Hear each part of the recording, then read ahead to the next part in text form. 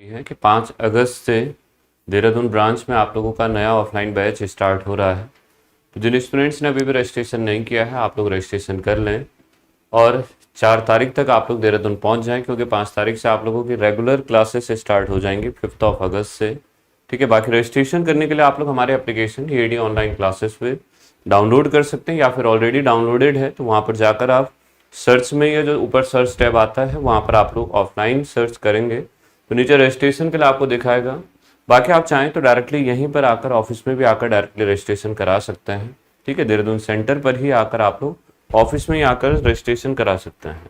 अच्छा, एक और बात याद रखिएगा कि ये जो बैच आप लोगों का ये किसी सिंगल एग्जाम को ओरिएंटेड नहीं है। ऑफलाइन बैच जितने भी आपके चलते हैं वो आपके सारे के सारे 90% अगर एग्जाम का नाम लेकर आप लोगों को प्रॉपर नहीं कहा गया है तो आपका यहाँ पर ये जो बैच रहेगा वो सभी एग्जामिनेशन के लिए, चाहे वो सेंटर का है चाहे वो स्टेट का है, सभी एग्जामिनेशन के अकॉर्डिंग डिटेल में आपकी सारी चीज़ें पढ़ाई जाएंगी, जिसमें आपका टेक्निकल और नॉन टेक्निकल सारे सब्जेक्ट्स आपको कराए भी जाएंगे। ठीक है, गुड मॉर्निंग जी। चलिए स्टार्ट करते हैं अपने रिवर्स और फॉरवर्ड बायस के खेल को। ठीक है, तो रिवर्स बायस में हमने साफ साफ कहा था, ये कनेक्शंस को कुछ हमने देखा भी था कि किस तरह से बैटरी का कनेक्शन, चाहे वो फिजिकल डायग्राम में है चाहे वो आप लोगों का जनरल, अगर मैं बात करता हूँ सिंबॉलिक डायग्राम में जो आप लोगों को पहचानने को भी देता है, तो कुछ इस तरह से रहता है। आपको सिंपल सी बस बात याद रखनी है कि जो आपका कनेक्शन होगा डायोड के P टर्मिनल से बैटरी का नेगेटिव टर्मिनल और डायोड के N टर्मिनल से बैटरी का पॉजिटिव टर्मिनल, मतलब कुल मिलाकर अपोजिट पोलैरिटी का कनेक्शन होगा। तो इसमें लिखना स्टार्ट करते हैं। जो बातें पीछे जो डायग्राम बनाया हुआ है पहले उसी को डायरेक्टली इलेबोरेट कर रहा हूँ। तो हमने कहा भी कि रिवर्स बायस, या इसको ऐसे लिखता हूँ, ऐसे लिख लेते हैं सीधे, reverse bias is, reverse bias जो होता है वो कैसे होता है आपका, reverse bias is opposite polarity connection. ठीक है, रिवर्स बायस जो होता है वो कैसा होता है आपका, अपोजिट पोलैरिटी का कनेक्शन होता है। Reverse bias is opposite polarity connection.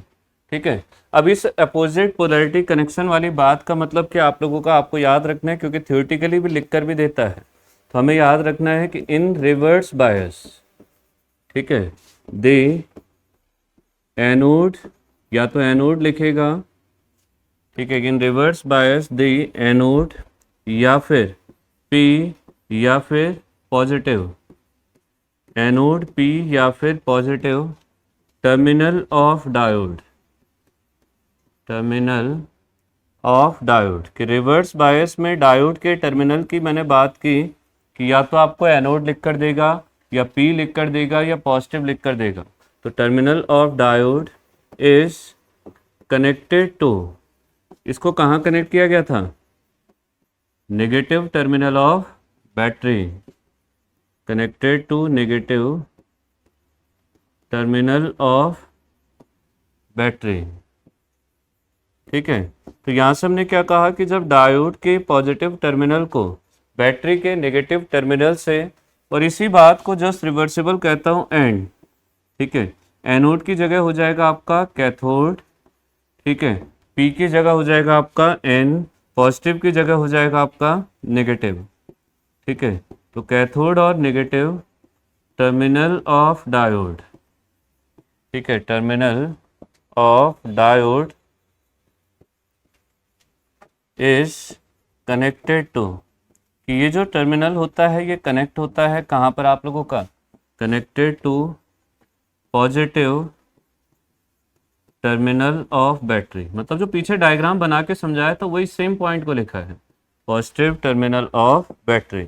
इसको बैटरी के किस टर्मिनल से जोड़ा जाता है, पॉजिटिव टर्मिनल से जोड़ा जाता है। अभी मैंने जस्ट कनेक्शन की बात की है, जो डायग्राम पीछे बनाया था उस बात को जस्ट लिखा है कि सबसे पहले बात क्या कही कि इसको क्या कहते हैं, अपोजिट पोलैरिटी कनेक्शन कहते हैं। क्यों इसको अपोजिट पोलैरिटी कनेक्शन कहते हैं, क्योंकि हमने यहाँ साफ साफ देखा कि एनोड P या पॉजिटिव टर्मिनल बैटरी के कहाँ कनेक्ट हो रहा है, नेगेटिव पर। ऐसे ही कैथोड N और नेगेटिव टर्मिनल जो है वो बैटरी के कहाँ कनेक्ट हो रहा है, पॉजिटिव के। मतलब डायोड का पॉजिटिव कनेक्ट हो रहा है बैटरी के नेगेटिव से, डायोड का नेगेटिव कनेक्ट हो रहा है बैटरी के पॉजिटिव से। लिखें इस बात को, मेरे साथ ऐसा नहीं होता जैसे कान पे कोई कुछ बोल रहा है और लिखते हुए तुम वही लिख दो सीधे। मेरे साथ तो होता था ऐसा, क्योंकि जैसे घर में बहन से बात करते हुए मैं पढ़ता था ना, कॉपी में कुछ लिख रहा होता था तो पता ही नहीं चलता था कि लिखते लिखते मैंने उसी की बात लिख दी जो बोल रही है। तुम पता नहीं कैसे इतना भयंकर टैलेंट दिखा दे रहे कि कान से कुछ सुन रहे, हाथ से कुछ लिख रहे। देखें, अभी तक जो बात की हमने, अभी तक सिर्फ हमने कनेक्शन की बात की। अब थोड़ा सा कहानी को आगे बढ़ाते हैं। हाँ देखें, इसी में अब लेकर चलता हूँ, इसी डायग्राम में अब बात करते हैं कि ये तो हमने सिर्फ ये बात कही थी कि कनेक्ट किस तरह से होता है, कनेक्शन कैसे होता है। अब थोड़ा सा बात को और आगे बढ़ाते हैं। तो मैंने कहा कि हमारे पास जब तक हमने ये वोल्टेज नहीं लगाया था तब तक डिप्लीशन रीजन बन चुका था, और ये डिप्लीशन रीजन क्या कर रहा था, आपके इन आयन से टकराकर फिर जो हमारा डिफ्यूजन मेजॉरिटी का हो रहा था उसको रोक रहा था। अब हमने यहाँ से वोल्टेज लगाया, ध्यान से देखना, ठीक है। इस वोल्टेज लगाने से होगा क्या, इस बात पर लेकर चलता हूँ। मैंने यहाँ बैटरी का कैसा टर्मिनल जोड़ा है, नेगेटिव। यहाँ आपका पीट साइड में अगर मैं देखता हूँ तो हमें पता है कि यहाँ मेजॉरिटी किसकी है, होल्स की, और माइनॉरिटी कौन है आपका, इलेक्ट्रॉन। तो कुछ माइनॉरिटी कुछ कम होंगे भले ही, पर होंगे जरूर ये अपने इलेक्ट्रॉन। तो ऐसे मैंने कहा कि कुछ इलेक्ट्रॉन भी है। आपने नेगेटिव लगाया है, नेगेटिव में हमें पता है कि आपका अपोजिट चार्ज अट्रैक्ट कर, वो रिपेल करता है, और सेम चार्ज, वो अपोजिट चार्ज क्या करता है आपका, अट्रैक्ट करता है, और सेम चार्ज क्या करता है आपका, रिपल्सन करता है। यहाँ से अगर मैंने ये नेगेटिव टर्मिनल लगाया है तो इसका मतलब पॉजिटिव चार्ज को क्या करेगा, अपनी तरफ खींचेगा। अरे खींचेगा, तो होल्स जो अपना यहाँ पर मेजॉरिटी है इसको खींचेगा, वहीं इलेक्ट्रॉन्स को क्या करेगा आपका, रिपल करेगा, धक्का देगा। अरे देगा। तो अब यहाँ से होता क्या आप लोगों का कि इलेक्ट्रॉन्स को धक्का लग रहा है या आगे जा रहे हैं। यही सेम बात को मैं दूसरी तरफ भी देखता हूँ। मैंने कहा यहाँ मेजॉरिटी कौन थे आपके, इलेक्ट्रॉन्स थे। तो ये एन साइड में मैंने कहा कि यहाँ पर अपने मेजॉरिटी जो हैं वो इलेक्ट्रॉन्स हैं, और वहीं दूसरी बात हमने कही कि हमारे पास यहीं पर माइनॉरिटी कौन है, होल्स भी हैं, कि कुछ कम होंगे पर होल्स भी होंगे। फिर से कनेक्शन को देखिए, आपने बैटरी का कैसा कनेक्शन लगाया है, पॉजिटिव। पॉजिटिव कनेक्शन लगाया है मतलब नेगेटिव चार्ज बाहर खींचेगा, सही है। और पॉजिटिव चार्ज कहाँ जाएगा आपका, अंदर की तरफ को जाएगा। अब जरा ध्यान से देखना, यहाँ पर एक पोटेंशियल था जिसको हमने नाम दिया था क्या, बिल्ट इन पोटेंशियल VBI, ठीक है। ये पोटेंशियल जब जनरेट हुआ था, हमने लास्ट क्लास में भी देखा था कि जैसे ये पोटेंशियल आया था, आपका पी साइड से जो होल्स जाते थे वो क्या होते थे, रिपल होते थे भाई। यहाँ से होल्स जाते थे, ये क्या हो जाते थे, वापस। ये भी होल्स को वापस भेजता था, अरे नहीं था। और अब की बार जो वोल्टेज लगाया वो भी तो होल्स के साथ यही कर रहा है। ये एरो का साइन देखने, ये होल्स इस डायरेक्शन में थे और अब भी एरो किस डायरेक्शन में जा रहे हैं, इसी सेम डायरेक्शन में जा रहे हैं। अरे नहीं जा रहे हैं। सेम कहानी इलेक्ट्रॉन्स की देखो कि ये इलेक्ट्रॉन यहाँ से जाता था और ये आयन क्या करता था, इसको वापस भेज देता था, इस डायरेक्शन में भेजता था। अब की बार जो हमने वोल्टेज लगाया वो भी तो यही कर रहा है, इलेक्ट्रॉन को इसी डायरेक्शन में, ये जो ये वाली डायरेक्शन है, इस डायरेक्शन में क्या कर रहा है, खींच रहा है। तो इसका मतलब जो काम ये कर रहा था, मैं ऐसे कह सकता हूं वही काम तो ये भी कर रहा है कहीं ना कहीं। अरे नहीं कर रहा है। ये वोल्टेज भी होल्स को इधर भेजते थे, ये भी तो होल्स को इधर ही बुला रहा है। सेम कहानी, ये वोल्टेज इधर अगर मैं देखता था तो इलेक्ट्रॉन्स को और उधर भेजता था, और ये भी इलेक्ट्रॉन्स को और इधर खींच रहा है। तो मुझे एक बात समझ आ गई कि मैंने जो वोल्टेज लगाया है अब की बार बाहर से, वो इस वोल्टेज का पूरा पूरा सपोर्ट कर रहा है। जो काम ये वोल्टेज करता था वही काम ये भी कर रहा है। इतना सही है। तो मैंने यहाँ से कहा कि अगर हम लेकर भी चलते हैं, मैंने सिंपल सी बात कही कि रिवर्स बायस वोल्टेज, जो हमने रिवर्स बायस वोल्टेज लगाया है, reverse bias voltage, reverse bias voltage यह हमने बात की थी। तो इसको अब थोड़ा सा देखना कि जो बाहर को आ रहे हैं, जैसे पी साइड से बाहर कौन आ रहा है, होल्स, एन साइड से बाहर कौन आ रहे हैं, इलेक्ट्रॉन। और दोनों को मैं ध्यान से देखूं तो पी साइड में होल्स क्या थे, मेजॉरिटी, और एन साइड में मेजॉरिटी कौन थे, इलेक्ट्रॉन्स थे। तो दोनों साइड में अगर मैं एक स्टैंडर्ड बात कहूं, मेजॉरिटी चार्ज कैरियर क्या हो रहा है आपका, जंक्शन से इस पार्ट से कैसा हो रहा है, दूर हट रहा है, सही है। तो अपने पास जो क्वेश्चन देता है वो कुछ इसी तरह से लिख कर देता है कि रिवर्स बायस वोल्टेज की अगर मैं बात करता हूँ, कि रिवर्स बायस वोल्टेज को अगर मैं देखता हूँ तो मैंने कुछ इस स्टेटमेंट को ऐसे कहा, ठीक है, कि इन रिवर्स बायस, कि रिवर्स बायस की कंडीशन में द मेजॉरिटी चार्ज कैरियर, ठीक है, in reverse bias the majority charge carrier, कि जो अपना मेजॉरिटी चार्ज कैरियर्स होते हैं, in reverse bias the majority charge carriers move away from the junction. जिसको ये बात नहीं समझ आई हो पूछ सकता है, ठीक है, कि जंक्शन से क्या होते हैं, दूर हटते हैं, move away from the junction. कि जो मेजॉरिटी चार्ज कैरियर हैं, चाहे वो आप एन साइड में देखो चाहे वो पी साइड में देखो, दोनों केस में जंक्शन से कैसे हो रहे थे, दूर हट रहे थे। पी साइड में होल्स इधर आ रहे थे, एन साइड में इलेक्ट्रॉन्स उधर जा रहे थे, तो जंक्शन से दूर हट रहे थे। वहीं दूसरी बात को अगर मैं लिखता हूं, ठीक है, तो मैंने कहा बट माइनॉरिटी चार्ज कैरियर, कि अगर आप बात करेंगे माइनॉरिटी चार्ज कैरियर की, अल्पसंख्यक आवेश वाहकों की, बट माइनॉरिटी चार्ज कैरियर्स, ठीक है। अब देखो पहले इस बात को समझा देता हूं। मैंने यहां से क्या कहा कि पी साइड में माइनॉरिटी कौन था, इलेक्ट्रॉन थे। ये इलेक्ट्रॉन यहां से अगर मैं बात करता हूं तो इलेक्ट्रॉन्स के लिए हमने साफ साफ कहा था कि ये किस डायरेक्शन में जा रहे हैं, जंक्शन की तरफ को जा रहे हैं। उधर से अगर माइनॉरिटी एन का देखता हूं तो कौन था, होल्स थे, और ये किस साइड आ रहे हैं, जंक्शन की साइड आ रहे हैं। तो आपके रिवर्स बायस के केस में जंक्शन को हम क्योंकि वोल्टेज इतना लगाते हैं कि चार्ज कैरियर इस लेयर को क्रॉस कर जाए, तो आपका इस केस में पी से देखूंगा तो कौन जा रहे हैं, इलेक्ट्रॉन्स, और एन से कौन आ रहे हैं, आपके होल्स। तो दोनों केसेस में अगर मैं बात करूं, पी साइड के इलेक्ट्रॉन को अगर मैं देखता हूं तो ये माइनॉरिटी है, और एन साइड के अगर मैं होल्स को देखता हूं तो ये माइनॉरिटी है। तो दोनों साइड का जो माइनॉरिटी चार्ज कैरियर है वो जंक्शन को क्रॉस करता है। तो मैंने यही बात लिखी भी कि but minority charge carriers cross the junction, ठीक है। इस स्टेटमेंट को ध्यान से पहले लिखें, समझें, नहीं समझ आए तो पहले इसको पूछें, ठीक है। सिंगल स्टेटमेंट है, ध्यान से समझते हुए लिखें जरा इसको।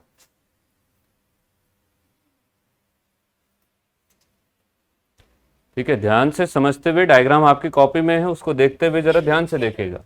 रिवर्स बायस के केस में मेजॉरिटी जंक्शन से दूर हटता है, जबकि जो माइनॉरिटी होता है वो जंक्शन के पास जाता है या जंक्शन को क्रॉस करता है।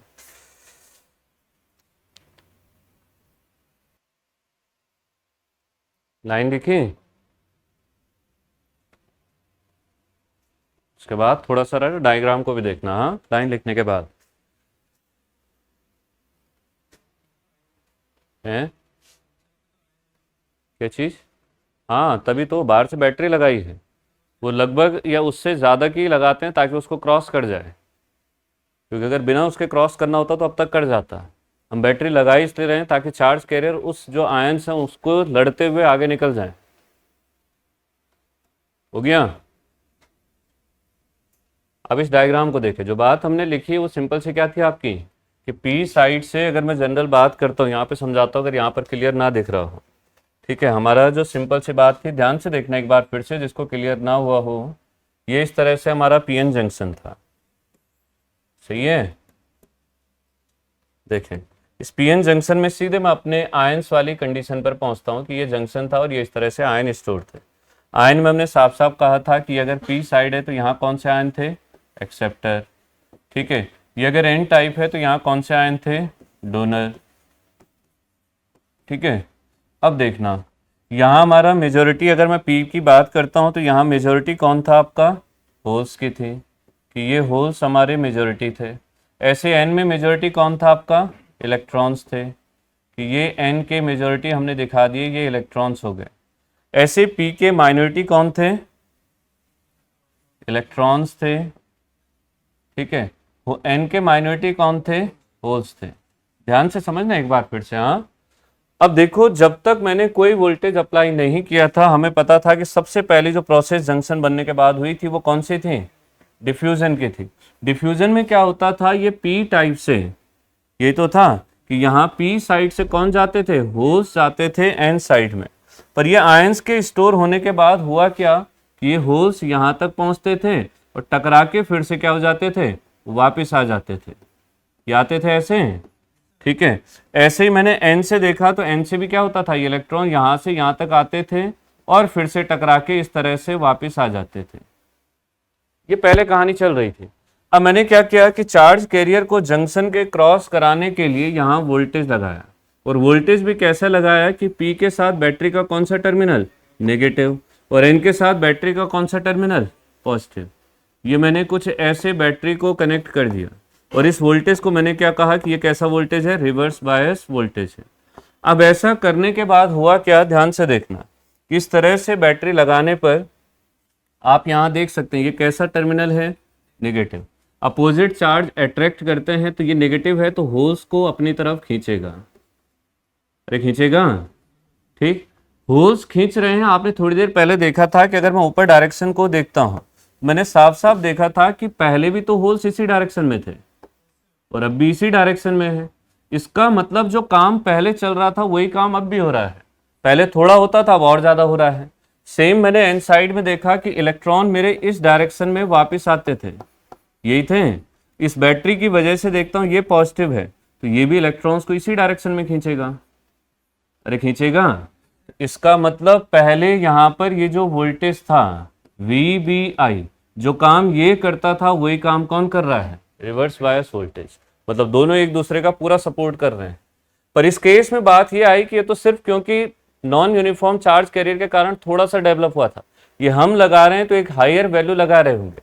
हायर वैल्यू लगाने के कारण होता क्या है आपका यहाँ पर कि ये जो हमारा इस तरह से अगर मैं इसको देखूं, जैसे ये इलेक्ट्रॉन इस साइड के थे, P में इलेक्ट्रॉन क्या था, माइनॉरिटी था, इस पर ये नेगेटिव और ये इलेक्ट्रॉन भी नेगेटिव, तो धक्का लगेगा और ये क्या करता है, जंक्शन को क्रॉस कर जाता है, ये इलेक्ट्रॉन पहुंचा यहाँ।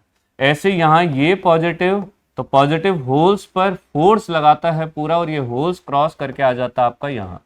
तो कौन जंक्शन को क्रॉस कर रहा है, एन साइड से कौन गया, होल्स, अरे हैं, तो ये एन साइड से गया आपका होल्स। ऐसे ही पी साइड से अगर मैं बात करता हूं तो कौन गया आपका, इलेक्ट्रॉन्स।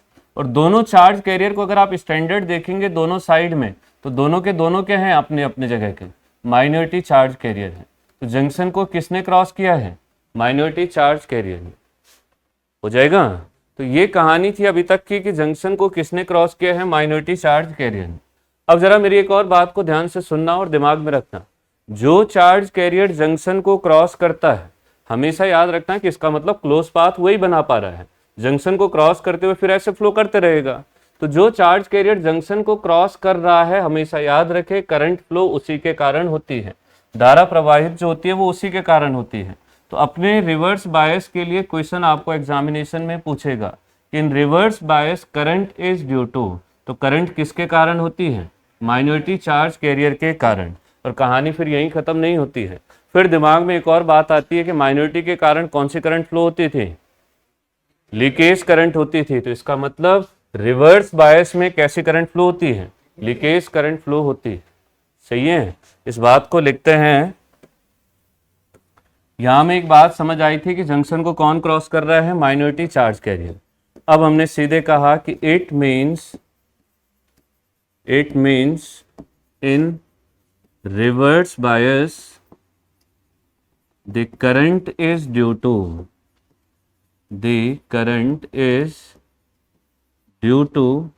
कि करंट जो होती है वो किसके कारण होती है, the current is due to minority charge carrier। Current किसके कारण होती है आपकी, माइनॉरिटी चार्ज कैरियर्स के कारण होती है। Current is due to minority charge carriers, ठीक है। सो ऐसी बात को ऐसे लिखता हूं कि पहली बात हमने इतने लिखी कि करंट जो फ्लो होती है वो माइनॉरिटी चार्ज कैरियर्स के कारण फ्लो होती है। तो अब आप लिख सकते हैं, इसी को थोड़ा सा और इलेबोरेट करते हैं। It means in reverse bias the current flows, जो करंट फ्लो करती है, the current flows is leakage current, कि जो करंट फ्लो होती है वो कौन सी आपकी, लीकेज करंट है, ठीक है। तो अब क्वेश्चन डायरेक्टली नहीं पूछता है, क्वेश्चन पूछता है इनडायरेक्टली। कैसे, देखो अभी यहीं से समझाते हुए लिखता हूं, बस आपको बातों को एक दूसरे से जोड़ते हुए चलना है। अब क्वेश्चन डायरेक्टली ना पूछकर कैसे पूछेगा आपसे पूछेगा कि इन रिवर्स बायस, कि रिवर्स बायस के केस में, in reverse bias current in range of, ठीक है, अब वो आपसे क्या पूछेगा, इन रेंज ऑफ, वो इस तरह से क्वेश्चन लिखेगा कि रिवर्स बायस में करंट किस रेंज में होती है। तो आपको याद आना चाहिए कि रिवर्स बायस में जो करंट फ्लो होती थी वो किसके कारण थी, माइनॉरिटी, या कौन सी करंट थी, लीकेज। तो अब वो मुझे लीकेज या माइनॉरिटी की बात ना लिखकर वो ऐसे लिख कर देगा कि रिवर्स बायस में करंट किसके कारण फ्लो होती है या किस रेंज में फ्लो होती है। तो लीकेज करंट किस रेंज में होती थी आपकी, नैनो एम्पियर से माइक्रो एम्पियर की रेंज में। ठीक है, लीकेज करंट कितनी थी, 10⁻⁹ एम्पियर से लेकर 10⁻⁻6 एम्पियर की रेंज में थी। ठीक है, तो रिवर्स करंट जो होगी आपकी, या रिवर्स बायस करंट भी होगी, वो इसी रेंज में होगी। हो जाएगा अप्रोक्सीमेट। अगर आपसे पूछा जाए, ठीक है, कि रिवर्स बायस करंट जो होती है, आप हमेशा याद रखें कि आई रिवर्स, अगर मैं यहाँ से लिखता हूँ कि रिवर्स बायस करंट की हमने बात की, ये कुछ इस तरह से लिखा, तो ये अप्रोक्सीमेट 10⁻⁹ मतलब लगभग कितना होता है, 0 एम्पियर होता है। 10⁻⁹ करोगे तो मतलब पहले 8 बार 0 लिखोगे तब जाके तो वैल्यू आएगी। तो इसका मतलब ये क्या हो जाएगा आपका कि लगभग कितनी करंट होती है आपकी, 0 करंट फ्लो होती है। रिवर्स बायस में कोई करंट फ्लो होता ही नहीं। ठीक है, बाकी टेक्निकल नाम इसके आगे लिखाएंगे, ओपन सर्किट या ओपन स्विच किस तरह से होता है। लिखा, एक एक बात को जोड़ते हुए चलिएगा। हमने पीछे देखा था कि जब हमने रिवर्स बायस की बात की थी तो हमने क्या कहा कि इसको क्या कहते हैं, अपोजिट पोलैरिटी कनेक्शन भी कहते हैं। ठीक है, यहाँ से बात आई थी कि अपोजिट पोलैरिटी कनेक्शन कहते हैं। ऐसा इसलिए कहा था क्योंकि एनोड कनेक्ट हो रहा था कहाँ से, नेगेटिव से, कैथोड कनेक्ट हो रहा था आपका पॉजिटिव से। तो अपोजिट टर्मिनल्स को हम जोड़ रहे थे, जहाँ डायोड का पॉजिटिव वहाँ बैटरी का नेगेटिव, जहाँ डायोड का नेगेटिव वहाँ बैटरी का पॉजिटिव। ठीक है, फिर अगली बात आई थी कि इस केस में हमने साफ साफ देखा कि मेजॉरिटी जंक्शन से दूर हटता है जबकि माइनॉरिटी जंक्शन के पास जाता है या जंक्शन को क्रॉस करता है। अब माइनॉरिटी जंक्शन को क्रॉस कर रहा था तो इसलिए हमने कहा भी था कि जो करंट फ्लो होती है that is due to minority charge carrier, और माइनॉरिटी चार्ज कैरियर के कारण कौन सी करंट होती है, लीकेज। तो इसीलिए हमने कहा था कि रिवर्स बायस में कौन सी करंट फ्लो होती है, लीकेज करंट। और फिर हमें पूछेगा कि रिवर्स बायस जो करंट होती है वो किस रेंज में होती है, तो हमें पता है कि लीकेज की बात कर रहा है इनडायरेक्टली, वो किस रेंज में होती है हमारी, नैनो से माइक्रो एम्पियर की रेंज में होती है। या प्रैक्टिकली बात करूं तो ये लगभग कितना होता है आपका, 0 एम्पियर की करंट फ्लो होती है आपकी रिवर्स बायस में। ठीक है, फॉरवर्ड मेजॉरिटी के कारण होगा। फिर जो डिप्लीशन विड्थ इंक्रीज होता है रिवर्स बायस में वो माइनॉरिटी या मेजॉरिटी चार्ज कैरियर से होता है या दोनों से। ठीक है, वो तुम बताओ कि वो किसके कारण होता है। ये इतना हो गया, अरे सही है। अब देखें ये 0 आ गया आप लोगों का कि करंट लगभग 0 होता है। ऐसे ही पीछे हमने समझ लिया है तो डायरेक्टली लिखना स्टार्ट करता हूँ। मैंने एक बात कही थी कि रिवर्स बायस में है, ठीक है, यहीं से लिखना स्टार्ट करते हैं कि इन रिवर्स बायस, अगर मैं रिवर्स बायस की बात करता हूँ, हमने जो वोल्टेज लगाया था वो किसका सपोर्ट कर रहा था, बिल्ट इन पोटेंशियल का। कि रिवर्स बायस हमने कहा भी कि reverse bias voltage VRB support कर रहा था किसका, सपोर्ट्स VBI। ठीक है, कि ये क्या करता है आपका, इसका सपोर्ट करता है। किन्हीं भी दो वोल्टेज सोर्स की अगर मैं बात कर रहा हूँ कि सपोर्ट कर रहे हैं, तो सपोर्ट करने का मतलब है कि वो कैसे लगे, एक तरह से सेम पोलैरिटी में लगे हैं, यही तो होगा भाई। सपोर्टिव तभी तो बनेगा क्योंकि सेम पोलैरिटी में होगा तो सबके सब आपस में क्या हो जाएंगे, ऐड हो जाएंगे। यही अगर दो को अपोजिट पोलैरिटी में मैं ऐसे जोड़ दूं तो ओवरऑल जो आएगा आप लोगों का वो इन दोनों का क्या होगा, सबट्रैक्शन होगा। और पोलैरिटी किसके हिसाब से आ जाएगी, जो बड़ा सोर्स होगा। सही है, तो अगर मैं यहाँ से कह रहा हूँ कि दोनों सपोर्ट कर रहे हैं तो इट मीन्स मैं इस बात को ऐसे लिख सकता हूँ कि अर्थात जंक्शन पर अब जो टोटल पोटेंशियल है, ठीक है, तो मैंने यहाँ से कहा भी कि टोटल जंक्शन पोटेंशियल, इस हिसाब से हमारे पास जो जंक्शन पर टोटल पोटेंशियल होगा कि टोटल जंक्शन पोटेंशियल ये कितना आ जाएगा आपका। पहले सिर्फ होता था जब तक कोई वोल्टेज नहीं था VBI, हमने जो दूसरा वोल्टेज लगाया वो भी क्या कर रहा है, इसी का सपोर्ट कर रहा है, तो वो भी इसी का सपोर्ट कर रहा है। इसका मतलब दोनों आपस में क्या होंगे, ऐड होंगे। तो VBI प्लस क्या आ जाएगा आपका VRB। अब जंक्शन पर टोटल इतना वोल्टेज होगा।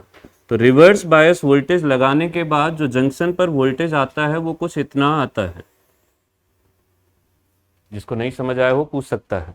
हमने साफ साफ कहा कि पहले थ्योरेटिकली समझा कि जो काम वीबीआई कर रहा था वही काम वीआरबी भी कर रहा है, रिवर्स बायस वोल्टेज भी कर रहा है।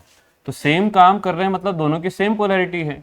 सेम पोलैरिटी है इसीलिए हमने कहा कि दोनों एक दूसरे को सपोर्ट करते हैं, और इसीलिए दोनों को क्या लिख दिया, ऐड करके लिख दिया। तो जंक्शन पर जो टोटल पोटेंशियल काम कर रहा होगा वो दोनों का अलजेब्रिक सम काम कर रहा होगा, और वही हमारा जंक्शन पोटेंशियल। इक्वेशन आपको पहचानने को भी देता है तो याद भी रखें कि ये इक्वेशन आप लोगों की जंक्शन पोटेंशियल इन रिवर्स बायस। ठीक है, ये सिंपल सा ऐसे ही क्वेश्चन लिख कर देगा कि which of the following represents junction potential in reverse बायस, कि रिवर्स बायस में कौन सा जंक्शन पोटेंशियल को रिप्रेजेंट करता है। ठीक है, क्या चीज है? वाह, इसमें सेम पोलैरिटी कैसे है? यहां से करंट को फ्लो कराऊंगा, पहला टर्मिनल कौन सा मिलेगा, नेगेटिव, यहां पहला कौन सा मिलेगा, पॉजिटिव।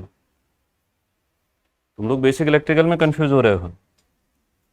सेम पोलैरिटी कहने का मतलब होता है कि जिस टर्मिनल से इस वोल्टेज सोर्स के लिए करंट एंटर या लीव कर रहा है उसी टर्मिनल से दूसरे के लिए भी करना चाहिए, वो सेम पोलैरिटी होती है। सही है सर, ये लीकेज करंट टेम्परेचर के हिसाब से डबल हो जाता है ना? पूछ रहे हो या बता रहे हो इस बात को? रिकॉम्बिनेशन के टाइम मेजॉरिटी चार्ज कैरियर से जो इमोबाइल आयन छूटते थे उनसे बनता है डिप्लीशन रेट। यहाँ अलग ही चल रहा है, इनकी क्लास ही अलग चल रही है सबकी, वो लगे पड़े हैं आपस में।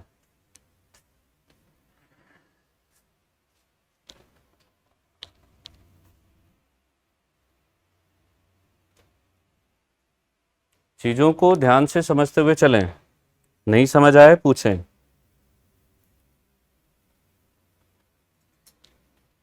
ये इतना लिखा, अब देखो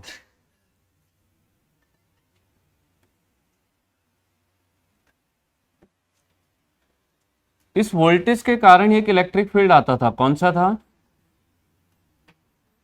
बिल्ट इन इलेक्ट्रिक फील्ड था। नहीं होता है ऐसे। अगर मैं बात करता हूं यहीं से, अगर मैं आगे लेकर चलता हूं तो मैंने कहा कि यहां हमने रिवर्स बायस लगाया, इसके कारण भी एक इलेक्ट्रिक फील्ड आएगा, कौन सा? ERB। सही है, ESC का प्रीवियस ईयर का क्वेश्चन है, ध्यान से देखना थ्योरेटिकली कैसे पूछता है। मैंने कहा इसके कारण इलेक्ट्रिक फील्ड ये आता है और इसके कारण इलेक्ट्रिक फील्ड ये आता है। अगर वोल्टेज दोनों एक दूसरे का सपोर्ट कर रहे हैं तो जाहिर सी बात है इलेक्ट्रिक फील्ड भी एक दूसरे का सपोर्ट करेंगे, नहीं होगा? तो यहीं से मैंने क्या कहा कि इस केस में अगर मैं लेकर चलता हूं तो मैंने लिखा कि इन रिवर्स बायस, ठीक है, EBI क्या कहते थे इसे, बिल्ट इन इलेक्ट्रिक फील्ड, और ऐसे ही ERB लिखूंगा तो ये क्या हो जाएगा, built in electric field in reverse bias, and ERB supports each other. ये क्वेश्चन नहीं है एग्जाम का, एग्जाम का क्वेश्चन अब इसके बाद आएगा। ठीक है, कि ये दोनों एक दूसरे को क्या करते हैं, सपोर्ट करते हैं। सपोर्ट करने के कारण ही क्वेश्चन एग्जामिनेशन का पूछता है कि in which bias the electric field is maximum at junction, किस बायस के केस में इलेक्ट्रिक फील्ड जंक्शन पर मैक्सिमम या ज़्यादा होता है। तो अगर इस केस में सपोर्ट कर रहा है तो टोटल जंक्शन पर ज़्यादा इलेक्ट्रिक फील्ड आएगा। तो अब यहाँ से लिख सकता हूँ by which the electric field, by which the electric field is high, ये क्वेश्चन एग्जामिनेशन का है, by which the electric field is high at the junction। ठीक है, कि जंक्शन पर जो इलेक्ट्रिक फील्ड होता है वो कैसा हो जाता है आपका, हाई हो जाता है। ठीक है, तो इस कारण से जंक्शन पर इलेक्ट्रिक फील्ड ज़्यादा होता है। ठीक है, एट द जंक्शन, और बाकी रिवर्स बायस हम शुरुआत में लिख चुके हैं। तो आपको ये पॉइंट याद रखना है कि रिवर्स बायस के केस में जंक्शन पर इलेक्ट्रिक फील्ड हाई होता है। सेम बात को फॉरवर्ड में देखोगे तो जाहिर सी बात है अपोजिट कनेक्शन होगा इसके हिसाब से, तो फिर क्या हो जाएगा, वहाँ इलेक्ट्रिक फील्ड मिनिमम हो जाएगा। ठीक है, आई रिक्वेस्ट कि टेस्ट के लिए थोड़ा सा पढ़ के आए। ठीक है, मैंने पहले भी कहा था, फिर से अपनी बात को रिपीट कर रहा हूँ कि इस साल अच्छी खासी वैकेंसीज हैं, बल्क में वैकेंसीज हैं, इसलिए इस साल हाथ पैर मार लिए तो मार लिए। ठीक है, सालों के बाद थोड़ा सा अपॉर्चुनिटी सही आई है, तो इसे थोड़ा सा दिमाग को और अपनी समझदारी को अपने साथ रखें। ज़िंदगी के मज़े करने के लिए पूरी ज़िंदगी पड़ी हुई है, ठीक है। इससे थोड़ा सा ध्यान से लेके चलें खुद को। ऐसा नहीं है वैकेंसी अगले साल से नहीं आएगी, पर इस साल थोड़ा सा ज़्यादा है। बाकी जिस हिसाब से BSNL में फिर से पोर्ट होने लगा है, अगर लोगों ने सही सपोर्ट किया तो 1-2 साल में फिर से BSNL में भी वैकेंसी आ जाएगी। मेरे हिसाब से BSNL में लास्ट टाइम जो वैकेंसी आई थी 2013 या 14 में थी या 15 में थी, ऐसी थी, 16 में थी। तो अगर अब फिर से चल गया, अभी तो कंपनी ठप थी, शायद फिर से वैकेंसी आ जाए। अस्थायी होता है हमेशा, कोई भी वैकेंसी पे जो रिक्रूट किया जाता है वो परमानेंट नहीं होता है। शुरुआत में साल भर का जो टेन्योर होता है वो उसमें रखा जाता है, ट्रेनिंग पीरियड रखा जाता है। मतलब वो सिर्फ ऑफिशियल बोलने का होता है, उसमें हटता कोई नहीं है कभी। पर किसी भी वैकेंसी में जाओगे, साल भर का टेन्योर जो होता है ट्रेनिंग पीरियड होता है, वो सब में रहता है। वो उसमें ऐसा कुछ खास नहीं है, वो सब में होता है। मतलब वो बोलने का 1 साल का ट्रेनिंग पीरियड रहता है, पर उसमें कुछ नहीं होता है ऐसे। जहाँ आपके 3 महीने रेगुलर हो गए उसके बाद आप कोर्ट में जा सकते हैं। 90 डेज़ की रेगुलर सर्विस के बाद इवन चाहे आप कहीं पे ऐसे भी कॉन्ट्रैक्ट में भी लग जाओ, ठीक है, अगर कॉन्ट्रैक्ट का कोई बॉन्ड नहीं बना हुआ है, वो 90 डेज़ का अगर आपका रेगुलर टेन्योर वर्किंग का है, ठीक है, तो 91 डेज़ पे आप कोर्ट में क्लेम कर सकते हैं कि मैं पक्का कर्मचारी हूँ, अगर कोई बॉन्ड नहीं बना हुआ है। इसीलिए पहले बॉन्ड बनता है, नहीं हटाते हैं किसी को भी। ऐसा होता तो नहीं है, बल्कि लाखों में कोई एक होगा जो हट जाता होगा, नहीं तो ऐसा होता नहीं है कभी भी। हो गया इतना। तो ये एक और बात हमारी निकल के आ गई कि इस केस में इलेक्ट्रिक फील्ड कैसा होता है आपका, हाई होता है, ठीक है। नेक्स्ट बढ़ते हैं अब इसी तरह से फॉरवर्ड बायस पर। करंट की वैल्यू लिख दी थी इस केस में, हाँ लिखी, अबे लिखी तो है, नहीं कर रहे वहां। हो गया, हेडिंग डालें फॉरवर्ड बायस।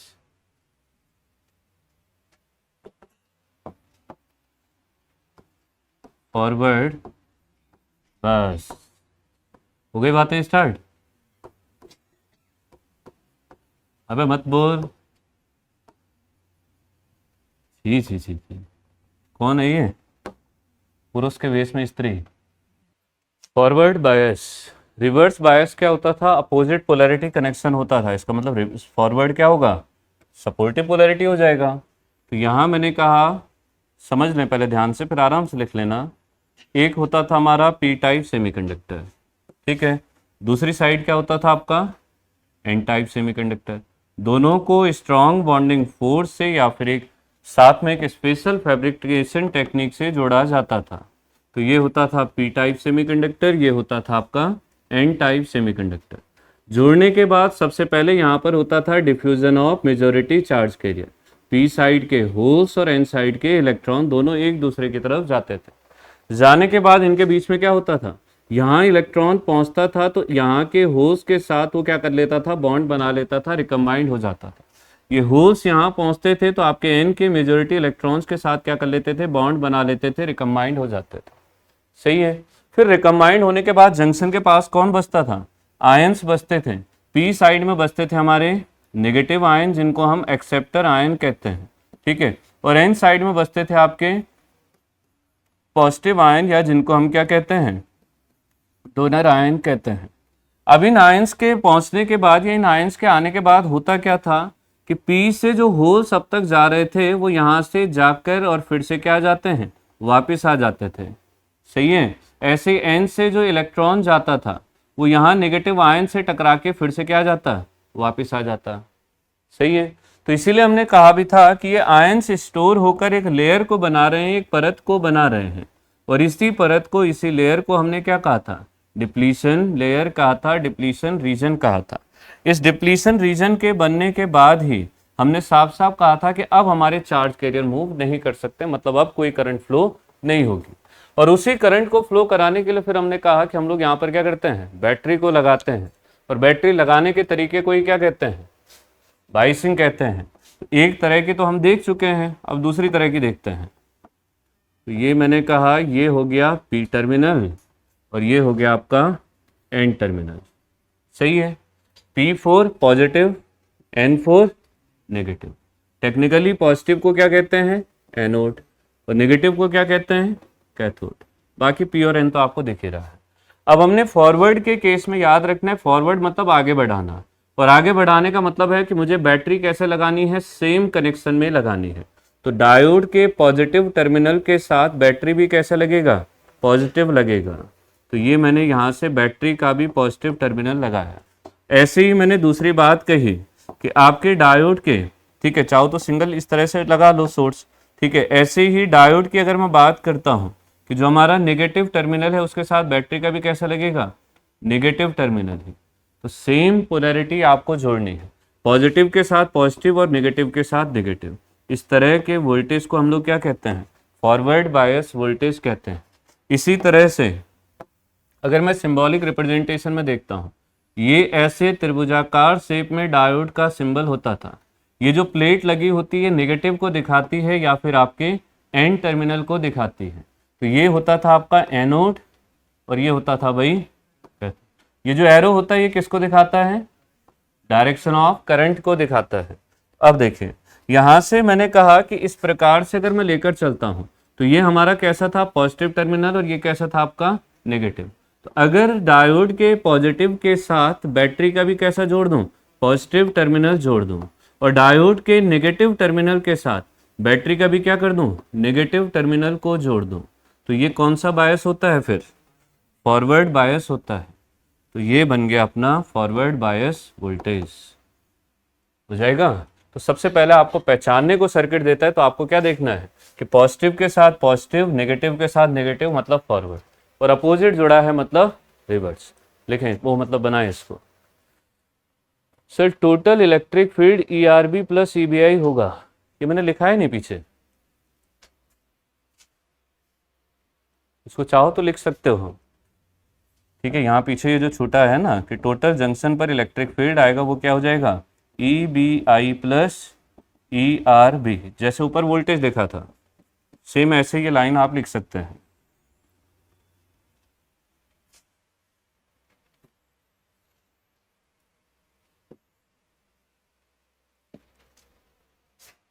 लिखा, बनाइए आप।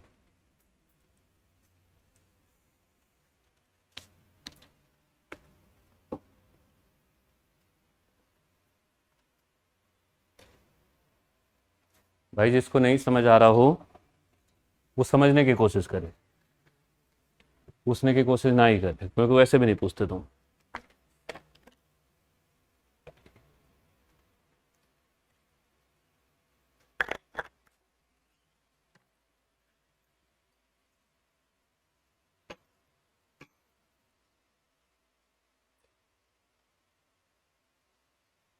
तुम्हें पता है भारत की फर्स्ट रैंक आई है, बताओ किस चीज में,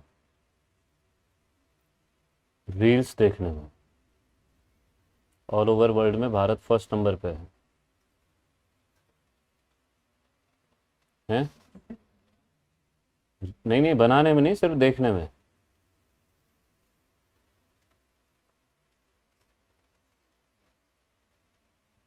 वैसे रील्स की एक चीज अच्छी है, 2 घंटे 4 घंटे कब निकलते हैं पता ही नहीं चलता।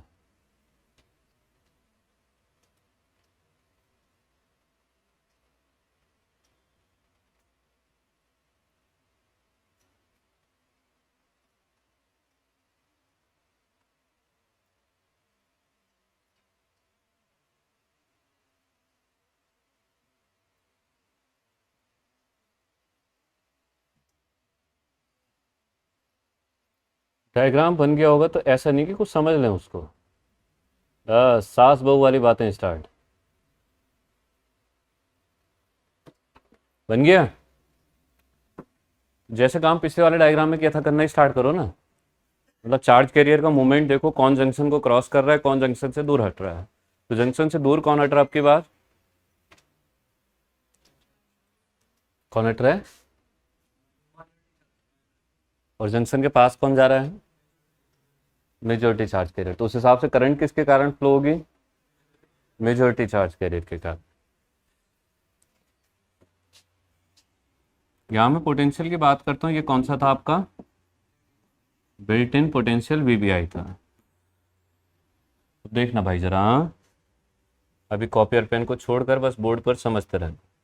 मैंने यहाँ से कहा, अगर मैं थोड़ी देर के लिए लेकर भी चलता हूँ, कि पी का मेजोरिटी कौन है अपना, होल्स से। ठीक है, अब एक बात को पहले ध्यान से देख लेना कि अभी तक जब तक हमने वोल्टेज नहीं लगाया था तो होल्स की ये डायरेक्शन थी। ठीक है, जब तक हमने नहीं लगाया था होल्स इस डायरेक्शन में था और ये इलेक्ट्रॉन की ये वाली डायरेक्शन थी। बाद में कंफ्यूज ना हो इससे पहले इसको डार्क कर दे रहा हूँ। इतना सही है, ये पहले की कहानी थी। अब की बात को बनाने के लिए मैंने यहाँ कहा कि यहाँ मेजोरिटी होल्स की है और दूसरी साइड मेजोरिटी इलेक्ट्रॉन्स की है। अरे है ऐसे? हाँ, तो ये हो गया आपका इलेक्ट्रॉन्स। ठीक, ऐसे अगर मैं बात करता हूँ तो ऐसे हमने क्या कहा कि पी में माइनॉरिटी कौन था, इलेक्ट्रॉन्स थे। ठीक, और एन में माइनॉरिटी कौन थे, होल्स थे। ये ऐसे हमने दिखा दी। ठीक है, अब बैटरी की पोलैरिटी को देखना जरा। हमने कहा कि बैटरी का कैसा टर्मिनल कनेक्टेड है, पॉजिटिव। अपोजिट चार्ज अट्रैक्ट करता है तो मतलब ये पॉजिटिव है, तो ये नेगेटिव को खींचेगा अपनी तरफ। अरे खींचेगा, तो ये नेगेटिव को खींच रहा है, और जिस नेगेटिव को ये खींच रहा है वो नेगेटिव कौन है, इलेक्ट्रॉन है। और उस इलेक्ट्रॉन को अगर मैं पी साइड में देखता हूँ तो ये यहाँ पर कैसा चार्ज कैरियर है, माइनॉरिटी है। तो मुझे एक बात दिख रही है कि माइनॉरिटी जंक्शन से दूर हट रहा है, बाहर की तरफ जा रहा है पी के केस में। सेम एन में भी लेकर चलता हूँ कि बैटरी का कैसा टर्मिनल है, नेगेटिव। ये नेगेटिव है तो किसको खींचेगा, अपोजिट कौन होता है, पॉजिटिव, मतलब होल्स को बाहर अपनी तरफ खींचेगा। अरे खींचेगा, तो होल्स यहाँ अगर मैं देखता हूँ तो दूसरी साइड में होल्स बाहर जा रहे हैं, तो होल्स यहाँ का क्या है, माइनॉरिटी है। तो मुझे एक बात पता चल गई कि माइनॉरिटी अपना जंक्शन की अगर मैं बात करता हूँ तो ये मेरा जंक्शन था, तो माइनॉरिटी जंक्शन के पास जा रहा है या जंक्शन से दूर हो रहा है, दूर हो रहा है। ठीक है, तो पहली बात मुझे समझ आ गई कि माइनॉरिटी जंक्शन से दूर हो रहा है। अब बात करता हूं मेजॉरिटी की। कौन सा कलर है, कौन सा है, मत बोलो तुम। ये बैटरी का कौन सा टर्मिनल है, ये दिख रहा है? तुम कहानियां हो, समझ आता नहीं दिख रहा है, पर मुंह तो खुला होगा, कुछ तो बोलो कि हाँ या ना। वाह,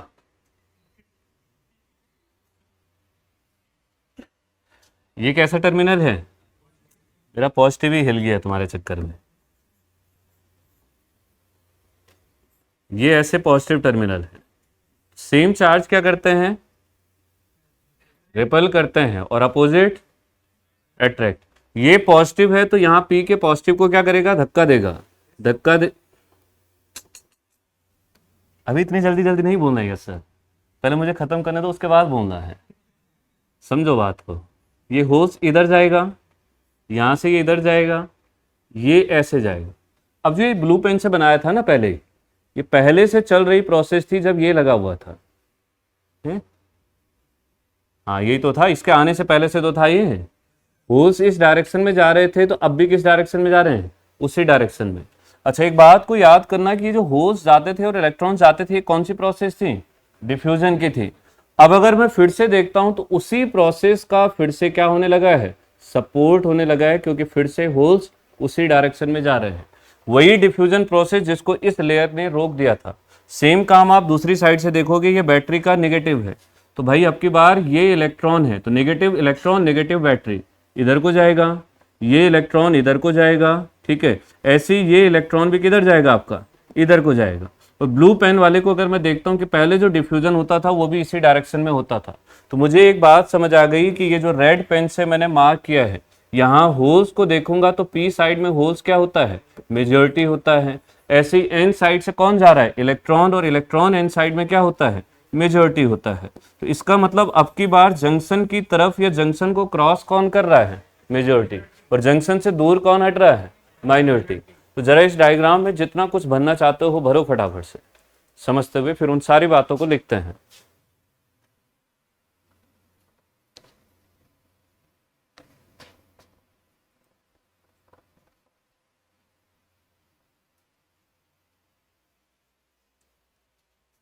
बलिया, या ढूंढ रहे हो कुछ अभी, या ये सोच रहे हो कि भस्म कैसे हो जाए टीवी?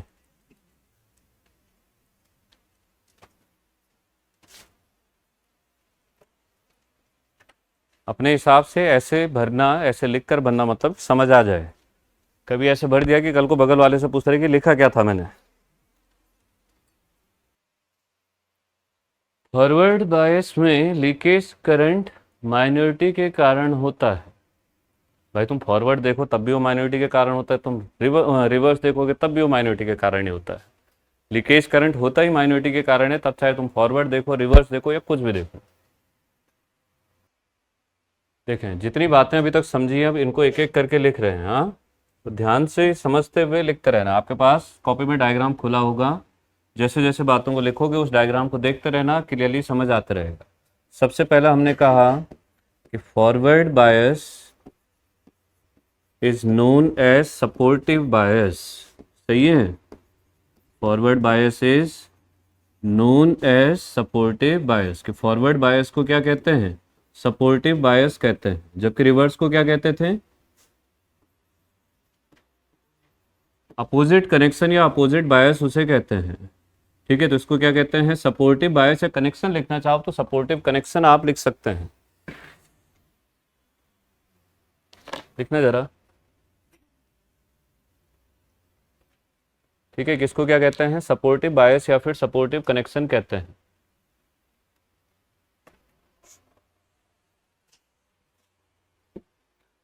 वहां अपोजिशन का मतलब क्या था? बैटरी को रिवर्स जोड़ना था, मतलब डायोड के पॉजिटिव से बैटरी का नेगेटिव जोड़ना था। जस्ट से उसी तरह से यहाँ भी अगर मैं देखता हूँ तो हमने कहा इन फॉरवर्ड बायस। अगर आप फॉरवर्ड बायस में लिखते हैं तो जैसे हमने पीछे बैटरी को जोड़ा था वैसे लिखता हूँ। दे आप कह सकते हैं पॉजिटिव, ठीक है, या फिर पी, और या फिर क्या होता है? एनोड। डायोड का पॉजिटिव पी या फिर एनोड टर्मिनल की बात करते हैं।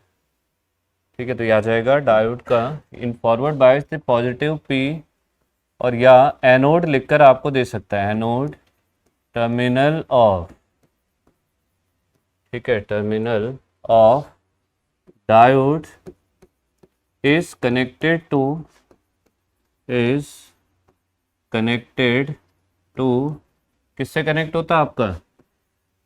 पॉजिटिव टर्मिनल, मतलब सेम टर्मिनल से पॉजिटिव, और ब्रैकेट में लिख भी दे रहा हूँ सेम, पॉजिटिव और सेम टर्मिनल ऑफ बैटरी।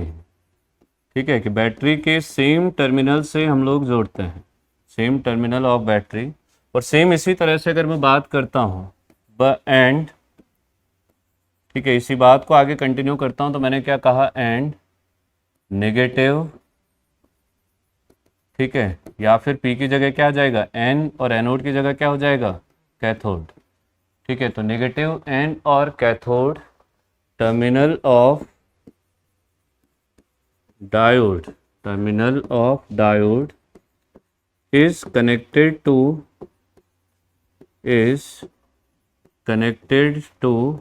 ये कनेक्टेड होता है किससे? Negative terminal of battery. अरे जो डायग्राम बनाया है बस उसी को लिख रहा हूँ, आप चाहो तो अपने हिसाब से शॉर्ट भी लिख सकते हो कुछ भी। नेगेटिव टर्मिनल ऑफ बैटरी, ठीक है, जैसे बैटरी को लगाया था बस उस बात को एक्सप्लेन किया है, उसी बात को एक्सप्लेन भी किया, बस उस बात को एज इट इज लिखा है कि पॉजिटिव से पी को जोड़ा, नेगेटिव से एन को जोड़ा है।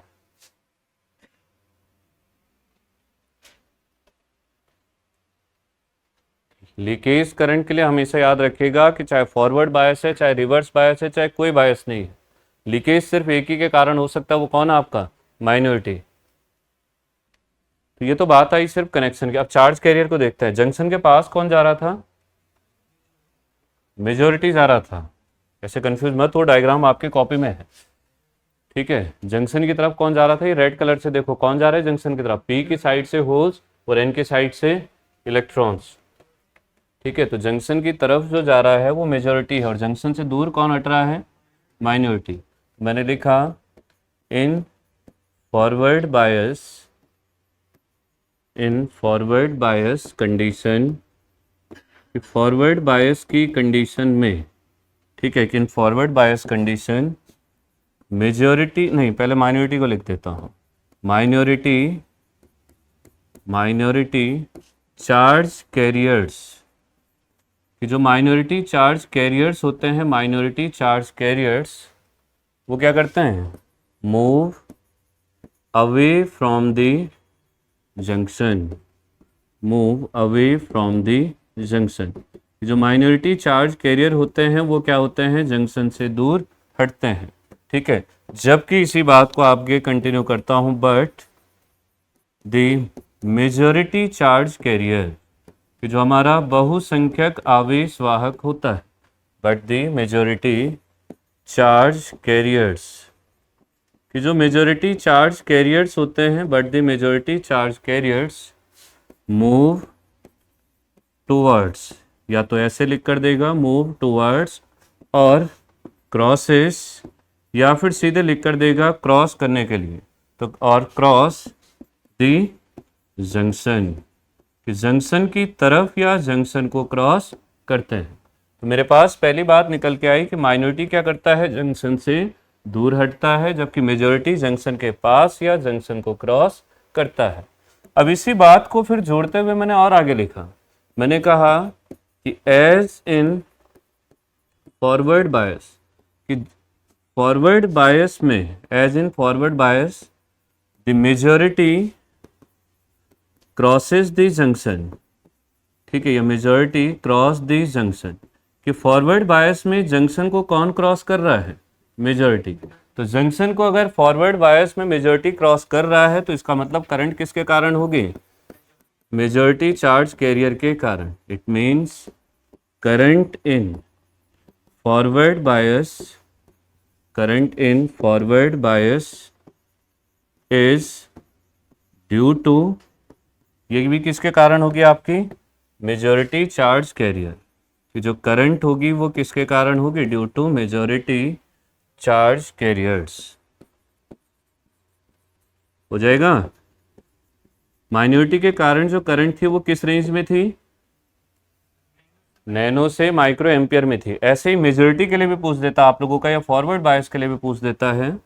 मैंने यहां से कहा forward bias current is in range of, कि फॉरवर्ड बायस करंट जो होती है वो किस रेंज में होती है, वो किस रेंज में थी, नैनो से माइक्रो एम्पियर। ये होती है आपकी मिली एम्पियर रेंज में। ठीक है, मिली एम्पियर कहने का मतलब 10⁻³ एम्पियर।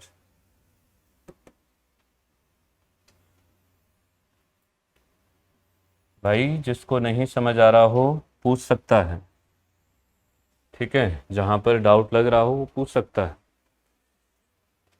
कोई और बात ऐसी जो हमने रिवर्स में लिखी थी और फॉरवर्ड में छूटी, अभी जंक्शन पोटेंशियल है ना, वो भी लिखना है। सर हर बात की एक बात होती है, मतलब हाँ, हर बात की तो एक ही बात होती है। इस बात का मतलब क्या है, हैं? क्या मतलब है, अभी किसी को समझ आया क्या कहना चाह रहा है या चाह रही है, ये पहले ये तो देखो। अमन खुशवाहा, भाई अमन अपनी क्लास वाला तो नहीं है, हैं? उसका नाम क्या पूरा, अमन खुशवाहा ही पक्का। भाई तुम कल क्लास में आओ जरा, हाँ, तुम्हारी बात यहीं निकालेंगे फिर। होशियार बन रहा है लाइव आके, क्या भाई ने ऑनलाइन कर रखा होगा ज्वाइन।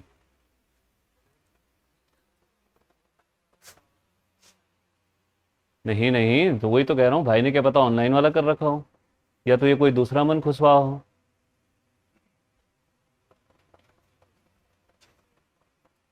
नंबर देखो इसका, छोड़ो छी, कौन कर रहा है इतनी देर टाइम पास।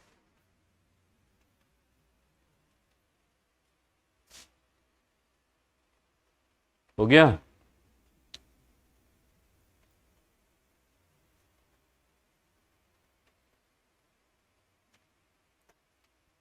अरे लिख लिया। आपको कॉमन अगर ये डायग्राम समझ आ रखा होगा तो सारे क्वेश्चन इसी पर बेस्ड हैं। कौन जंक्शन को क्रॉस करेगा, कौन जंक्शन से दूर जाएगा, किसके कारण करंट होगी, अब बात आती है, जैसे हमने रिवर्स में देखा था, ये दोनों क्या करते थे, एक दूसरे का सपोर्ट करते थे। अब समझना जरा, ठीक है। सबसे पहले मैंने क्या कहा कि ये VBI था, इसके कारण मैंने देखा था कि यहां से जो P से होल्स जाते थे, इस वाले के कारण होल्स को क्या करता था, ये दूर करता था, ठीक है। यहां से जो इलेक्ट्रॉन्स आते थे, उन इलेक्ट्रॉन्स को क्या करता था, दूर करता था, ठीक है। ये VBI के इफेक्ट दिखा रहा हूं मैं। अब जो मैंने फॉरवर्ड बायस लगाया है, ये क्या कर रहा है आपका, ये जब हमने लगाया तो ये होल्स को उधर भेज रहा है और इलेक्ट्रॉन्स को इधर से इधर भेज रहा है, यही तो है। दोनों के इफेक्ट को ध्यान से समझो, जो काम ये कर रहा था उसका जस्ट अपोजिट काम कर रहा है। तो इसका मतलब ये दोनों वोल्टेजेस जो होते हैं वो एक दूसरे का क्या करते हैं, अपोज करते हैं। और अपोज में मुझे पता है कि बैटरी को अगर अपोजिट पोलैरिटी के साथ लगाऊंगा तो ओवरऑल जो वोल्टेज आएगा वो कैसा आएगा, हमेशा घट के आएगा, क्योंकि वो क्या हो जाता है, सब्ट्रैक्ट हो जाता है। तो लिखना स्टार्ट करें कि फॉरवर्ड बायस में, इन फॉरवर्ड बायस, ठीक है, कि फॉरवर्ड बायस में क्या होता है। सबसे पहली बात मैंने यहाँ से लिखी कि फॉरवर्ड बायस में हमारा VBI और दूसरा क्या था, फॉरवर्ड बायस वोल्टेज VFB, ये दोनों क्या करते हैं, एक दूसरे को अपोजेस ईच अदर, ये दोनों एक दूसरे का अपोज करते हैं। अब ये अपोज करते हैं तो इसका हर्जाना कहाँ आता है, जंक्शन पोटेंशियल पर। तो फिर इसी कारण जो अब टोटल जंक्शन पोटेंशियल आता है वो कितना आएगा भाई, जंक्शन पर जो पोटेंशियल आएगा वो घट के आएगा। तो पहले मैंने कहा कि यहाँ VBI था, इससे घटकर कौन हो जाएगा, VFB। अरे भाई दो बैटरी ऐसे लगाई हुई है, ये ऐसे मैंने दो बैटरीज को कनेक्शन किया हुआ है, ये आपका 3 वोल्ट है, ये 9 वोल्ट है। ओवरऑल वोल्टेज कितना आएगा, 6 आएगा। और 6 वोल्ट के लिए पोलैरिटी किसके लिए जाती है, जो बड़ा होता है। तो उस हिसाब से मेरा जो ओवरऑल वोल्टेज आएगा वो कितना आएगा, 6 वोल्ट आएगा, ठीक है। तो वोल्टेज 3 और 9 को देखकर मुझे ये समझ आता है कि 12 आना चाहिए था, पर आया कितना आपका 6 है, जो घटकर आता है।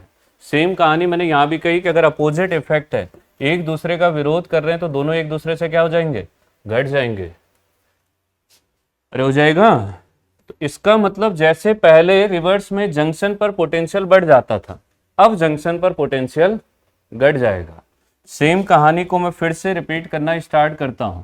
मैंने कहा कि रिवर्स बायस में जैसे VBI और VFB अपोज कर रहे हैं, वैसे ही भाई इनके कारण जो इलेक्ट्रिक फील्ड होगा EBI और EFB, ठीक है, फॉरवर्ड बायस का इलेक्ट्रिक फील्ड, ये भी क्या करेंगे, एक दूसरे का अपोज करेंगे, अपोजेज ईच अदर। और अगर अपोज करेंगे तो वहां सपोर्ट करने पर ये क्या था, ओवरऑल बढ़कर आया था। अब की बार अगर अपोज कर रहे हैं तो हमने क्या कहा, ओवरऑल इलेक्ट्रिक फील्ड क्या होगा, घट जाएगा। तो मैंने यहां से कहा भी ओवरऑल इलेक्ट्रिक फील्ड क्या हो जाएगा, विल डिक्रीज। टाइम कितना हो रहा है, अभी तो बहुत है, ठीक है। ओवरऑल इलेक्ट्रिक फील्ड क्या हो जाएगा आपका, घट जाएगा, इट विल डिक्रीज। यहां से आप लिख भी सकते हैं कि अगर आप इक्वेशन की फॉर्म में भी लिखना चाहें, जंक्शन पर हमारा जो टोटल इलेक्ट्रिक फील्ड आएगा तो सिंपल कितना आ जाएगा आपका, EBI माइनस EFB। अरे सही है इतना, बस लिखें फिर। जिसको रिवर्स समझ आया होगा, फॉरवर्ड जस्ट उसी का अपोजिट चलते जा रहा है। Reverse bias junction voltage greater than forward bias voltage, शायद ग्रेटर देन लिखना चाह रहे हैं, क्या चीज,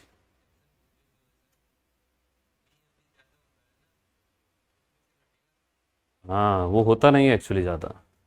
प्रैक्टिकली जब देखा जाए तो VBI ज़्यादा होता है, वो अपोजिट पोलैरिटी में जोड़ा जाता है इसको बैलेंस करने के लिए ज़्यादा, और जुड़ता अपोजिट है। वो अगर पॉजिटिव था तो ये नेगेटिव आता है। VBI की रेंज बहुत कम होती है, VFB ज़्यादा होता है। ऐसा किसने कहा कि VFB ज़्यादा होता है? एक टाइम तो ऐसा आएगा कि VJ नेगेटिव हो जाएगा, तब डिप्लीशन का क्या होगा, तब उसको बेच देंगे और जो पैसा आएगा वो आपस में बांट लेंगे 50-50, ठीक है। हाँ हाँ तुम हंस रहे हो, एक तो सीरियस बात कर रहा हूँ फिर भी हंस रहे हो।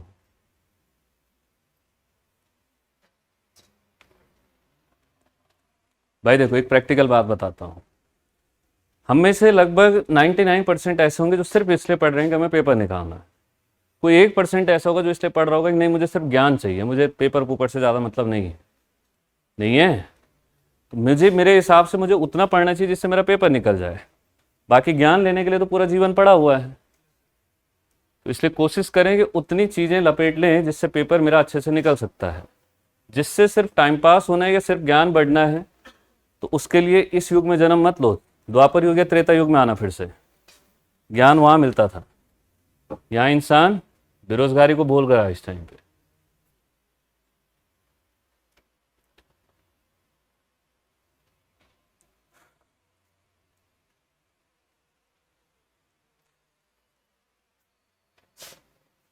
सर बैक स्लाइड, ये मनोज शेखावत भी यही वाला है ना अपना वाला। भाई तुम तो वापस बनाओगे, नहीं तो बैक तो तुम्हारी कराते हम। हो गया ये। अच्छा ये गया क्यों था? हैं? अच्छा, तो जिसके साथ मन लगना था उसे भी ले आता, वो भी तैयारी कर लेती, तुम भी तैयारी कर लेते। दोनों में से पहले तो दोनों सही, नहीं तो कोई एक तो लग ही जाता जॉब। तब तो कुछ नहीं हो सकता है। नहीं पर उसके भी ऑप्शन है। वो कौन सी मूवी है वो? ना ना, अरे वो आमिर खान और अजय देवगन की कौन सी मूवी है, पुरानी सी मूवी? अरे जिसमें वो पाइप पे चढ़ते राम राम राम राम ऐसे बोलते हुए, हैं? क्या है? हाँ इश्क। उसमें उसने बहुत अच्छी बात बोली, लड़की बस और ट्रेन, एक जाएगी दूसरी, तो बस टेंशन क्यों लेनी। तो उस चीज पे पढ़ाई थोड़ी छोड़नी थी। यही हाथ पैर मार लेता, क्या पता यही भला हो जाता है। नहीं, अबे तुम पे नहीं मानना हाथ पैर। लिख लिया ये? हो गया? कोई ऐसा पॉइंट है जो रिवर्स में लिखा है और इसमें ना लिखा हो? ऐसी कोई बात तो नहीं है? खुद ही देख लेता हूं, तुम तो बोलोगे नहीं। अब देखिए, अभी तक हमने रिवर्स और फॉरवर्ड को समझ लिया। ओवरऑल कहानी मुझे ये समझ आ चुकी है कि ऐसे डायोड होता है, ठीक है। ये इस तरह से क्या होता है, आपका डायोड होता है, अरे होता है ऐसे, ठीक है। ये कौन सा टर्मिनल होता है? एनोड। ये कौन सा होता है? कैथोड। मतलब वही आपका कि एनोड मतलब पॉजिटिव और ये आपका नेगेटिव। अगर इसके साथ सेम पोलैरिटी लगा दूं तो कौन सा हो जाएगा? फॉरवर्ड। अगर इसके साथ अपोजिट लगा दूं तो क्या हो जाएगा? रिवर्स। यही तो थे दो, ठीक। तो मेजर रोल इसी का ही। फॉरवर्ड के केस में मैंने देखा कि कौन फ्लो करता है? मेजॉरिटी। रिवर्स के केस में कौन फ्लो करता है? माइनॉरिटी। तो फॉरवर्ड के केस में करंट कितनी होती है? Milliampere. रिवर्स के केस में कितनी होती है? माइक्रो या फिर नैनो एम्पियर। सही है। मेजर पॉइंट्स कुछ इस तरह से थे। रिवर्स के केस में इलेक्ट्रिक फील्ड मैक्सिमम आता था। क्या दिक्कत है, ये तलवार है किसी के पास? हाँ। फॉरवर्ड के केस में इलेक्ट्रिक फील्ड कैसा आता है? मिनिमम आता है। रिवर्स के केस में जंक्शन से दूर कौन हटता है? मेजॉरिटी। फॉरवर्ड के केस में कौन हटता है? माइनॉरिटी। तो ये छोटी छोटी बातें हैं जो आप लोगों को कुछ इसी तरह से याद रखनी है। सही है, बाइसिंग बता दी। अब चलते हैं नेक्स्ट टॉपिक, लिखिएगा डायोड करंट। डायोड करंट लिखा हूं या पहले इसकी कंडीशन समझाओ? टाइम कितना हो रहा है यार? 10:01। निपटा लेंगे हम 1 घंटे में, निपटा भी सकते हैं वैसे। चलो पहले डायोड करंट ही लिख लेते हैं।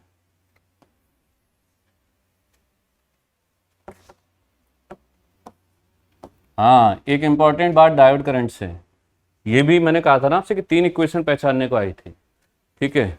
एक इक्वेशन ये भी आपके एग्जामिनेशन का था, एसएससी का 3 नहीं बल्कि 4 थी, क्योंकि सॉकले की दोनों इक्वेशन थी।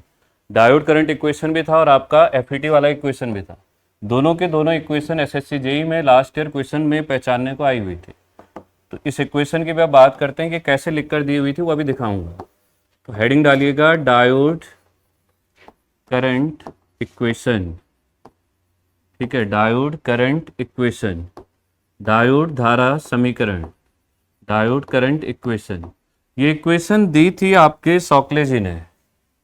ठीक है, इसीलिए इसको क्या कहते हैं, सॉकलेज इक्वेशन भी कहते हैं। ठीक है, इसीलिए सॉकले की समीकरण भी इसको कहते हैं, सॉकलेज इक्वेशन भी इसको लिखा जाता है। ठीक है, तो डायोड करंट इक्वेशन कहिए या सॉकलेज इक्वेशन कहिए। अच्छा, एक बात और याद रखना, मैंने आपको एक बात दिखाई थी कि रिवर्स बायस में जो करंट होती है वो कितनी होती है,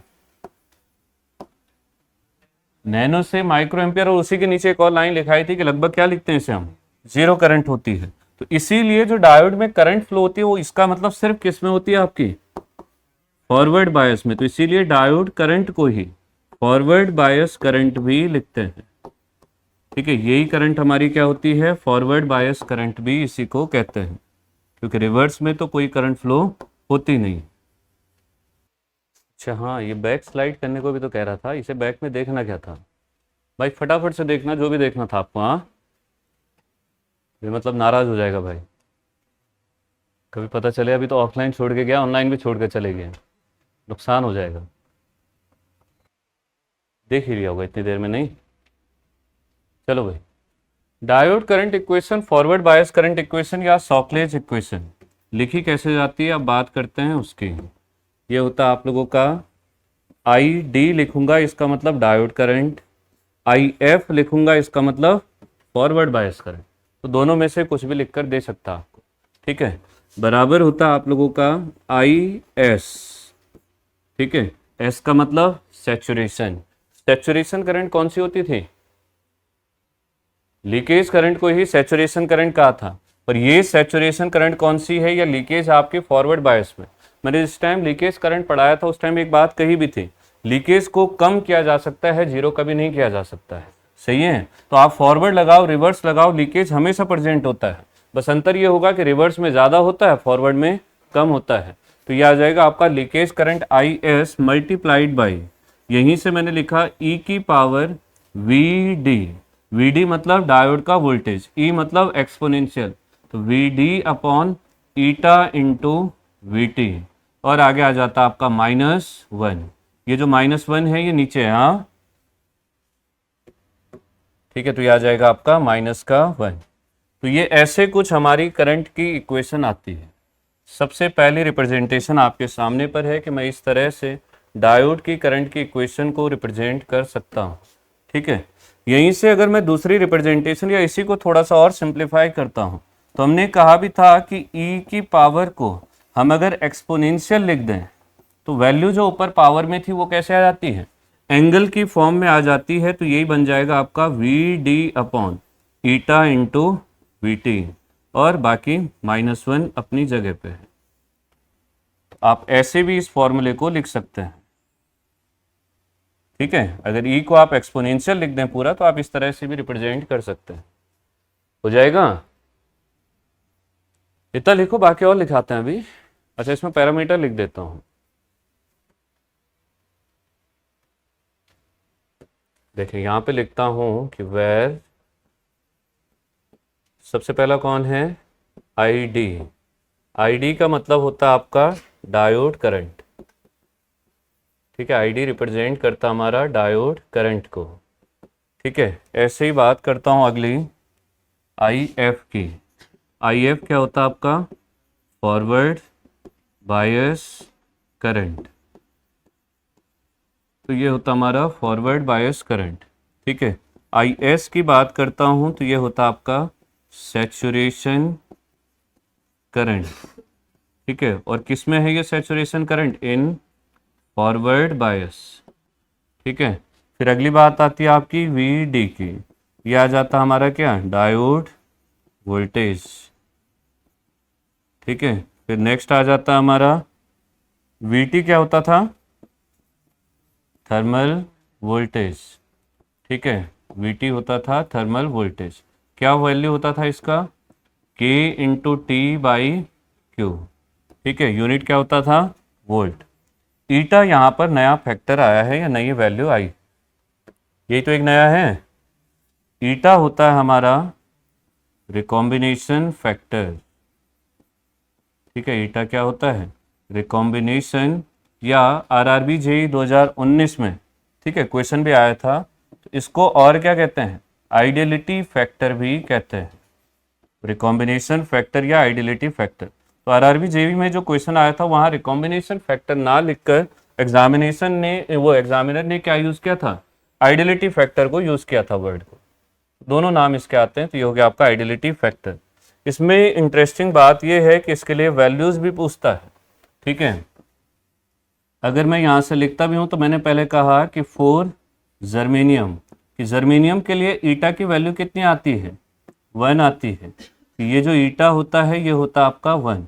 वहीं अगर मैं बात करता हूँ सिलिकॉन के लिए, तो सिलिकॉन के लिए यही वैल्यू क्या होती है आपकी, 2 होती है। ठीक है, जब भी मटेरियल का नाम नहीं दिया हुआ है, सिलिकॉन जर्मेनियम नहीं कहा है, तो आपको हमेशा याद रखना है कि इस केस में आप प्रेफर किसको करेंगे, सिलिकॉन को नहीं करेंगे, जर्मेनियम को करेंगे। ठीक है, ड्यू टू सिंप्लिसिटी हम लोग हमेशा जर्मेनियम को प्रेफर करते हैं, क्योंकि जर्मेनियम के लिए कितना आपका 1 है। ठीक है, इसको लिखें, लिख लिया, हो गया। अब देखो इसको और थोड़ा सा इलेबोरेट करते हैं, तो वीटी की वैल्यू को रखते हैं। ठीक है, वीटी की वैल्यू को रखेंगे तो यही फॉर्मूला हमारा कैसे आएगा भाई, आई एस इंटू एक्सपोनेंशियल। ठीक है, और ये कैसे हो जाएगा आपका वी डी अपॉन, ईटा की वैल्यू को 1 ले लेता हूँ, वी टी को मैंने रखा के इंटू टी बाई क्यू आना था तो ऊपर आ जाएगा, आ जाएगा, के टी बाई क्यू होना था तो क्यू सबसे ऊपर आ जाएगा, माइनस यहीं से अगर मैं लेकर चलता हूँ -1 अपनी जगह पे है। ठीक है, अब बात करता हूँ लास्ट ईयर के एसएससी जेईई के एग्जामिनेशन की, कि जो फॉर्मूला लिखा था, ठीक है, जहाँ तक मुझे याद है ये कुछ ऐसे दिया हुआ था, आई एस इंटू ई की power V D into Q divide by K into T और -1। फॉर्मूला जो एग्जामिनर ने लिख कर दिया था वो ऐसे दिया था। वो इनमें से कोई भी फॉर्मेशन को दे सकता है। ठीक है, ये भी डायोड करंट है, यहाँ लिखूंगा तो ये भी डायोड करंट है, और ये लिखूंगा तो ये भी हमारा डायोड करंट है। मत कर इसको किट किट, सही है। तो बस ट्रांसफॉर्मेशन थी, बाकी कुछ नहीं था ऐसा। ठीक है, एक तरीके से दूसरे तरीके में लिखा हुआ। डायोड वोल्टेज क्या होता है, अप्लाइड वोल्टेज, बिल्कुल। डायोड वोल्टेज कहने का मतलब है भाई आपका कि डायोड के अक्रॉस जो वोल्टेज हमने लगाया है, ठीक है, जो बैटरी हम लगा रहे हैं वही आपका क्या है, डायोड वोल्टेज है। क्या चला गया, वो अंतरिक्ष पे गया हुआ, अभी आएगा खाना पीना खा के। अरे ईटा का वैल्यू कितना लिया है, 1 लिया है। सिंप्लिसिटी के लिए इसको 1 लिया था, बोला था मैंने उस टाइम, तुमने सुना नहीं होगा। प्रॉपर कहा था कि ईटा की वैल्यू को 1 ले रहे हैं। ठीक है, नहीं याद आ रहा है तो लिख देता हूँ, कभी तुम गजनी की तरह फिर से भूल जाओ। ठीक है, तो यहाँ से मैंने कहा कि 4 eta is equal to 1। Now happy, खुश हो बस।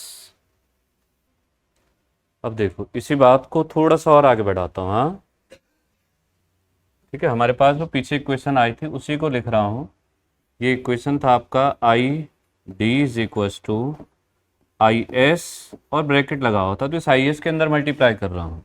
इक्वेशन बन जाएगा ई की पावर, मतलब जो स्टार्टिंग वाली इक्वेशन ही थी उसी को लेकर चल लेता हूँ, V D upon eta into V T, और माइनस भी क्या आ जाएगा आपका आई एस। नहीं समझे, हमने स्टार्टिंग में इक्वेशन लिखा था ना, आई डी बराबर, ठीक है, आई एस इंटू जो सबसे पहले लिखा था, ऐसे तो लिखा था ई की power V D upon eta into V T और -1, यही तो था। तो यहाँ मैंने क्या किया, आई एस को दोनों के साथ मल्टीप्लाई कर देता हूँ, सिंपल। ठीक, हमें एक बात पता है, यहीं से अगर मैं लेकर भी चलता हूँ, मैं एक बात को जानता हूँ कि जो हमारा आई एस होता है ये क्या आपका सैचुरेशन करंट है।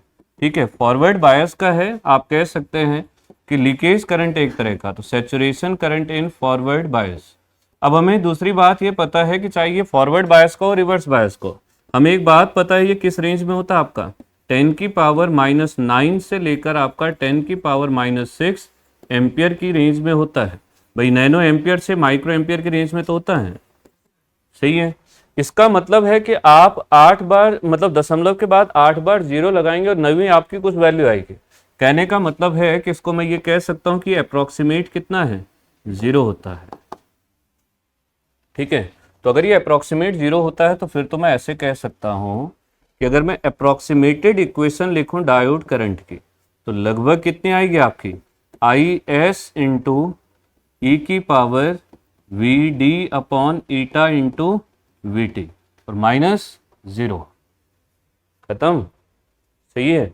तो हम जो न्यूमेरिकल करते हैं कभी भी, उनमें जनरली हम इसी इक्वेशन को यूज करते हैं, क्योंकि अगर आप इसको यूज करेंगे भी तो आपका क्या होगा, 0.8 वैल्यूज के बाद फिर कोई वैल्यू होगी, उससे इसको घटाओगे भी तो कोई बहुत ज्यादा फर्क नहीं पड़ना है, सही है।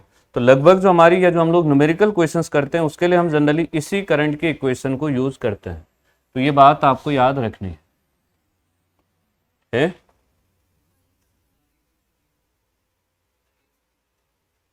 हाँ, ये बात तो तुम्हारी ये भी सही है वैसे, कि सारी इक्वेशन ही 0 हो जाएगी। मुद्दा ये है कि यहाँ अगर मैं देखता हूँ, इसके अगर मैं यहाँ मल्टीप्लाई करता हूँ तो ये आपका, ठीक है, इस साइन को आप देख रहे होंगे एग्जैक्ट 0 नहीं कहा, ठीक है, इसलिए समझदारी में पूरी लेकर चलता हूँ ताकि मुझे कोई लपेट ना सके। लगभग 0 है, लगभग 0 बोले तो ये कैसा होता है, 0.0000 ऐसे कुछ होगा और कुछ ना कुछ वैल्यू होगी, होगा, मतलब पूरा 0 नहीं है।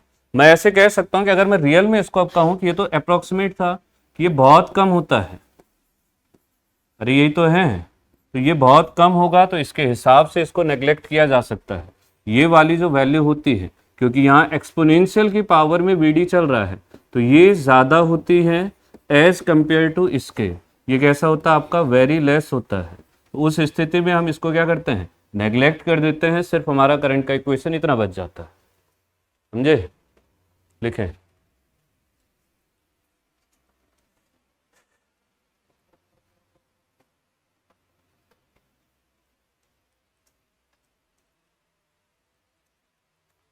एक थ्योरेटिकल क्वेश्चन और पूछता है कि डायोड करंट और डायोड वोल्टेज के बीच में कैसा रिलेशन होता है। तो कैसा रिलेशन दिख रहा है,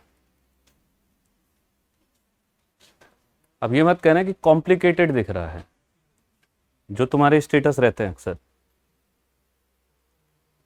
कैसा रिलेशन है, एक्सपोनेंशियल रिलेशन है। तो अभी लिखाता हूं,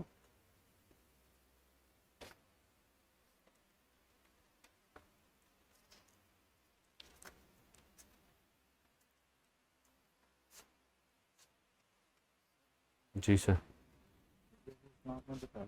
लगाने के बाद इसमें मेजोरिटी इधर जाएंगे, इसकी मेजोरिटी इधर जाएंगे, तो सर मेजोरिटी जब इधर से इधर जाएंगे तो सर ये फिर अपने आयन भी तो छोड़ेंगे पीछे, फिर यहाँ डिप्रेशन। पर ये वोल्टेज इतना लगाया जाता है ना कि इसका इफेक्ट कम पड़ जाता है। ये वोल्टेज इतना लगा होता है कि चार्ज कैरियर इतनी स्पीड में चल रहा होता है, ये जो इकट्ठे होते हैं, छोड़ के जाएंगे, वही तो मैं कह रहा हूँ, जो मेजोरिटी छोड़ के तो जाएंगे, पर मेजोरिटी इतनी तेजी से चल रहा होता है कि वो आयन से टकराता नहीं है, फिर वो इस तरह से जाता है कि उसको क्रॉस करते हुए सीधे निकलता है।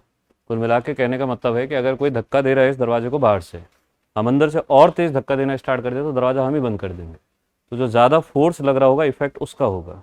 बाहर से जो बैटरी लगती है उस, बात कर रहा हूँ। नहीं नहीं, तो वही तो कह रहा हूँ, बाद में भी जो जाएंगे उनके कारण भी आयन से आएगा, पर वो कर कुछ नहीं पाएंगे क्योंकि बाहर से जो वोल्टेज लगा है वो ज़्यादा लगा हुआ है।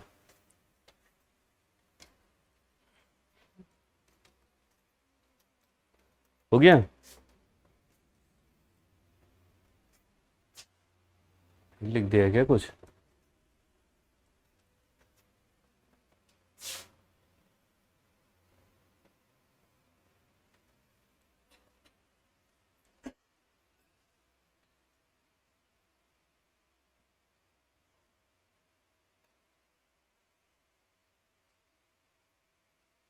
काम करते हैं अलग से लिखने से अच्छा यहीं पे लिखवा देता हूँ सीधे।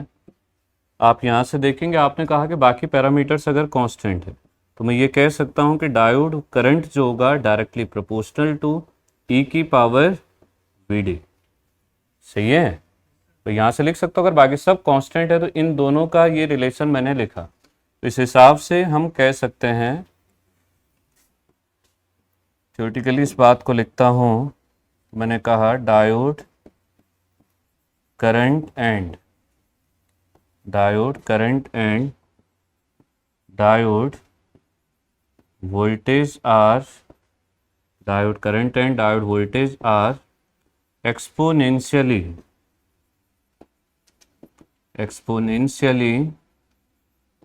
related to each other, exponentially related to each other। ये एक दूसरे से कैसे रिलेटेड होते हैं? एक्सपोनेंशियली रिलेटेड होते हैं। और ये एक इम्पॉर्टेंट पॉइंट भी है, थ्योरेटिकली इस बात को एग्जामिनर पूछता है।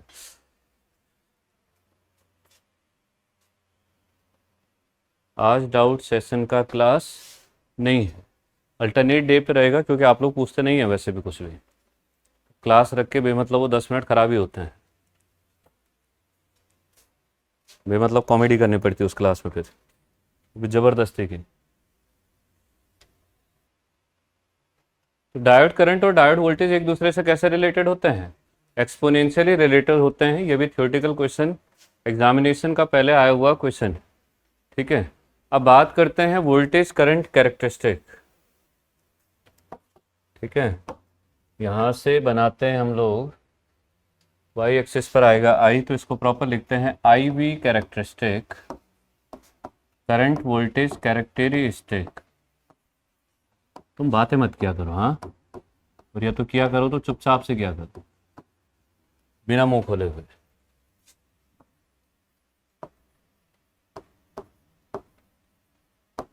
ये भाई नहीं मानेगा जो भी है ये।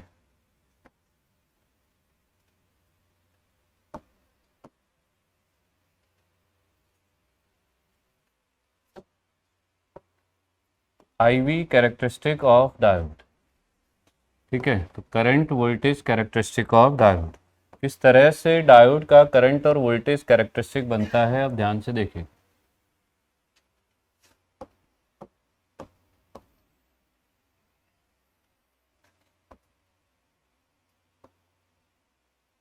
देखें, current voltage characteristic of diode, ठीक है। इसकी बात अगर मैं करता भी हूँ, यहाँ से अगर हम लेकर भी चलते हैं, तो मैंने सिंपल सी बात कही कि अगर मैं करंट वोल्टेज की कैरेक्टरिस्टिक की बात को करता हूँ, तो ये कुछ ऐसे ग्राफ बनाते हैं, ये और ये,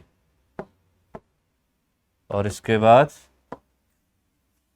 ये भी, ठीक है भाई। कोऑर्डिनेट सिस्टम पढ़ा होगा, निर्देशांक ज्यामिति पढ़ी होगी।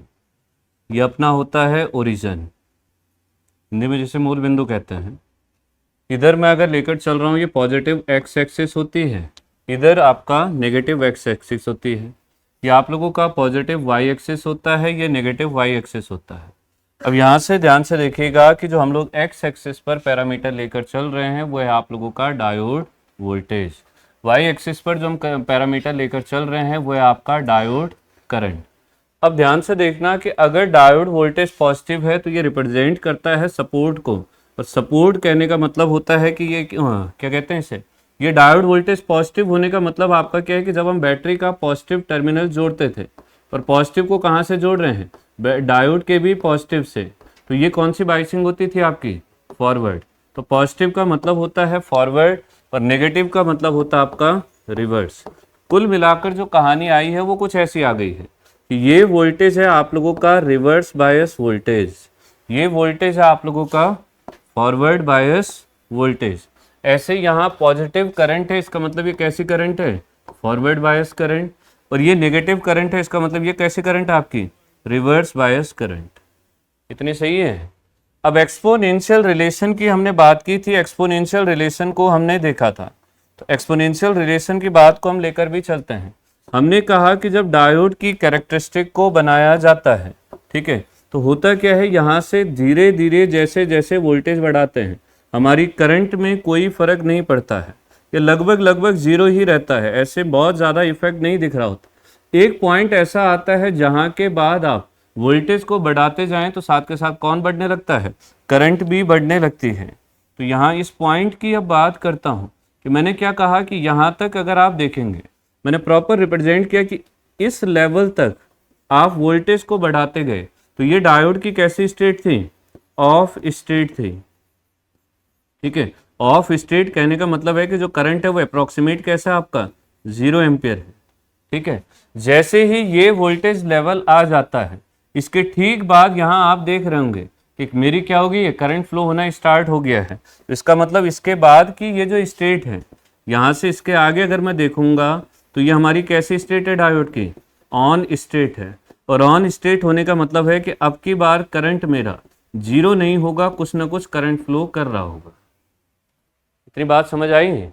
हमने क्या कहा कि डायोड के केस में होता क्या है कि जब हम स्टार्टिंग में वोल्टेज बढ़ाते जाते हैं तो एक पॉइंट तक, एक वोल्टेज लेवल तक ऐसी कंडीशन रहती है कि मेरा कोई करंट फ्लो नहीं होता है, और जैसे ही वो पॉइंट आ जाता है उसके बाद तुरंत मेरा क्या होने लगता है? करंट फ्लो होने लगता है।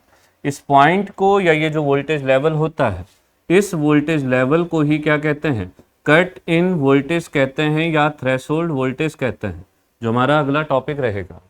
ठीक है, कि वो मिनिमम वोल्टेज जो किसी भी डायोड को ऑन करने के लिए आवश्यक होता है, उसे क्या कहते हैं? कट इन वोल्टेज या थ्रेशोल्ड वोल्टेज कहते हैं। यहाँ एक नाम इसका लिख दे रहा हूँ कि मैंने क्या कहा कि ये हमारा कौन सा वोल्टेज होता है? थ्रेशोल्ड वोल्टेज होता है। बाकी आगे इसके और नाम भी लिखेंगे कि जब इतना मिनिमम वोल्टेज आप दे देंगे तब हमारा डायोड ऑन होगा। सही है, तो ये हो गया हमारा, इस तरह से कैरेक्टरिस्टिक आती है। यहां तक मैंने साफ कहा कि इस पॉइंट तक करंट लगभग 0 था और इसके बाद आपका करंट फ्लो होना स्टार्ट होता है, पहली चीज। दूसरी बात, अगर मैं इस ओवरऑल ग्राफ को देखूं, मुझे पता है कि अगर ये ग्राफ मेरा ऐसे आया होता, ठीक है, जैसे रेजिस्टेंस के केस में वोल्टेज और करंट के बीच आता है, तो ये ग्राफ कैसा ग्राफ होता आपका? लीनियर ग्राफ होता। पर मेरा ग्राफ चल रहा है कुछ इस तरह से, तो इसका मतलब ये जो कैरेक्टरिस्टिक आई है, ये कैसी कैरेक्टरिस्टिक आई है? नॉन लीनियर कैरेक्टरिस्टिक आई है। और इसीलिए हमें कई बार पूछता भी है कि डायोड कैसी डिवाइस होती है, तो डायोड एक नॉन लीनियर डिवाइस होता है। तो यहां से आप लिख भी सकते हैं कि ये जो कैरेक्टरिस्टिक आपकी बन के आई, ठीक है, ये कैरेक्टरिस्टिक की अगर मैं बात करता हूं, तो मैंने सबसे पहले कहा कि कैरेक्टरिस्टिक बनी कब है? जब हमारा वोल्टेज कैसा था? ओवरऑल पॉजिटिव था।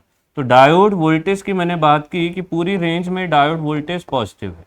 डायोड वोल्टेज पॉजिटिव था, इसीलिए इसी कैरेक्टरिस्टिक को हम लोग क्या कहते हैं? फॉरवर्ड बायस कैरेक्टरिस्टिक कहते हैं।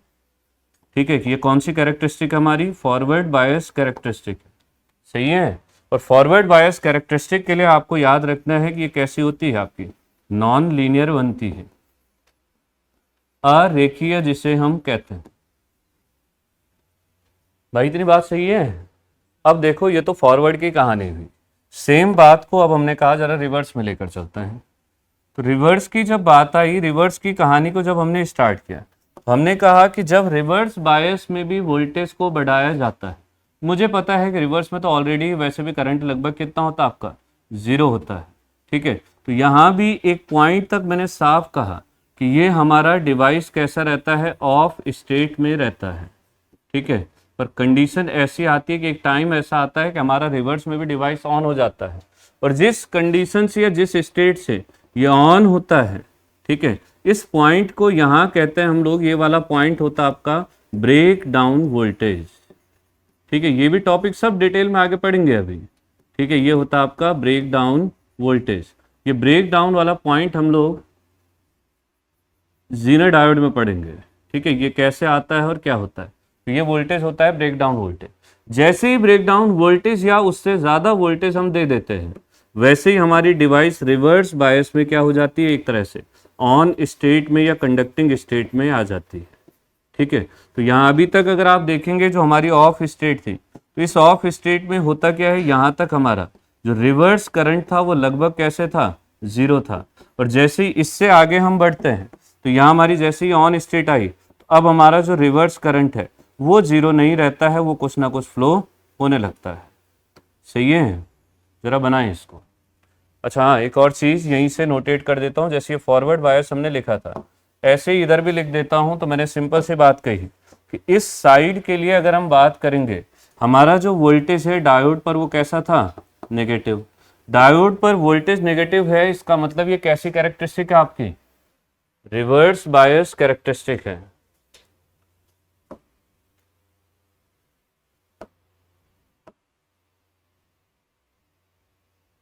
ये लीजिए, तो ये आ जाएगा आपका। इसी प्रकार से लिखता हूँ तो इधर ये जो कैरेक्टरिस्टिक है ये आपकी रिवर्स बायस कैरेक्टरिस्टिक। एक बार खुद से बनाएं, फिर जहाँ पर नहीं समझ आए वो पूछेगा। ठीक है, एक बार पूरा पहले समझते हुए बना लीजिए। ब्रेक डाउन वोल्टेज, इसको लैचिंग करंट भी कहते हैं, नहीं कहते हैं इसको लैचिंग करंट। ठीक है, लैचिंग करंट जो होती है वो पावर डिवाइसेस में हमेशा फ्लो करती है। फॉर एग्जांपल पावर डायोड में, जो आपका एससीआर या फिर थायरिस्टर फैमिली का एलिमेंट होता है। ठीक है, तो ये लैचिंग करंट नहीं होती है। हैं? क्या होती है? वो थायरिस्टर में होती है। ये थायरिस्टर का कैरेक्टरिस्टिक नहीं है, पर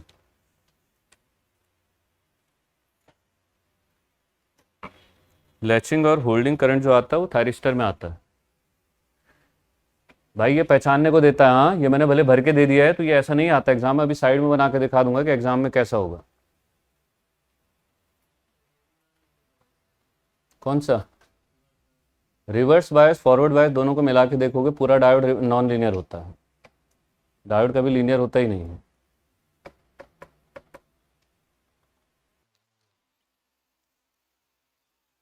देख लो, देख लो, कोई दिक्कत नहीं, मैं भी तो देखता हूँ, तुम भी देख लो।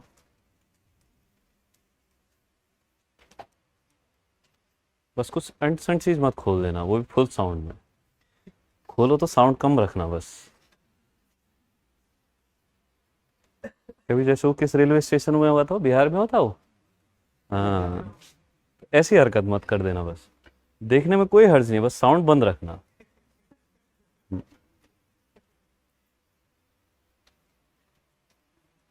है? तुम्हें देखना है कुछ? फिर क्यों हंस रहे हो? भाई हो गया?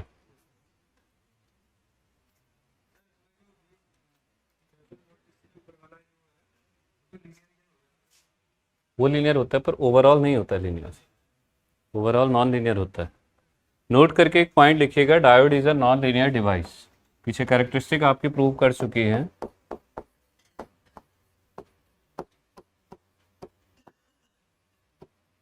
ठीक है, लिखें diode is a non linear device. Diode एक नॉन लीनियर या अरेखीय युक्ति होती है।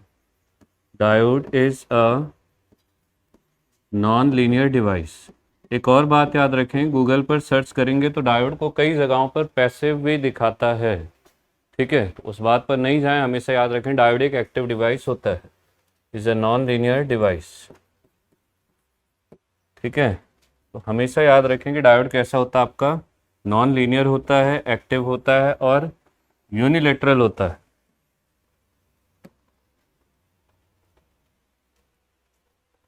इन आँखों का हंसना है क्या। ब्रेक डाउन वोल्टेज अप्रॉक्सीमेट क्या कहते हैं, जीनर डायोड के लिए 6 वोल्ट से कम होता है और एवलांचे डायोड के लिए 6 वोल्ट से ज़्यादा होता है। वो पढ़ाएंगे आगे सब कुछ। ये लिखा कि डायोड एक कैसी डिवाइस होती है, नॉन लीनियर डिवाइस होती है। अगला टॉपिक लिखें, हमारी एक टर्म आई थी थ्रेशोल्ड वोल्टेज। अब जरा इसको देखते हैं कि ये क्या होता है। हमने यहां से कहा थ्रेशोल्ड, यार एग्जैक्ट टाइम बताना जरा। 10:40? 10 मत बताओ, तुम रहने दो। सारा 10 लोग बता रहे, 10 टाइम बता रहे हो। थ्रेशोल्ड वोल्टेज या फिर इसी को क्या कहते हैं, कट इन वोल्टेज। ठीक है, इसके और भी नाम होते हैं, वो आगे लिखाएंगे। ठीक है, अभी हेडिंग में बस 2 ही नाम रखते हैं क्योंकि जो ज़्यादातर यूज होते हैं, थ्रेशोल्ड वोल्टेज और कट इन वोल्टेज। दूसरी बात यही ब्रैकेट में लिख देता हूँ, इसको रिप्रेजेंट जो करते हैं वो करते हैं आपका वी ऑफ गामा से। चलिए, सबसे पहले हेडिंग डालें, थ्रेशोल्ड वोल्टेज या फिर कट इन वोल्टेज या फिर वी गामा।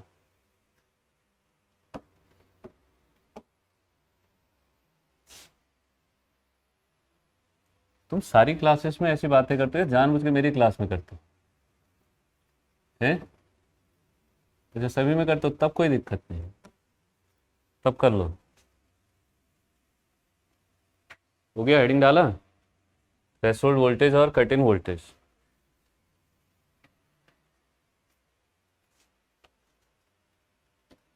लिखे? हमने पीछे डायग्राम में एक बात समझी थी जब हमने ग्राफिकल रिप्रेजेंटेशन देखा, कहाँ गया, ये था।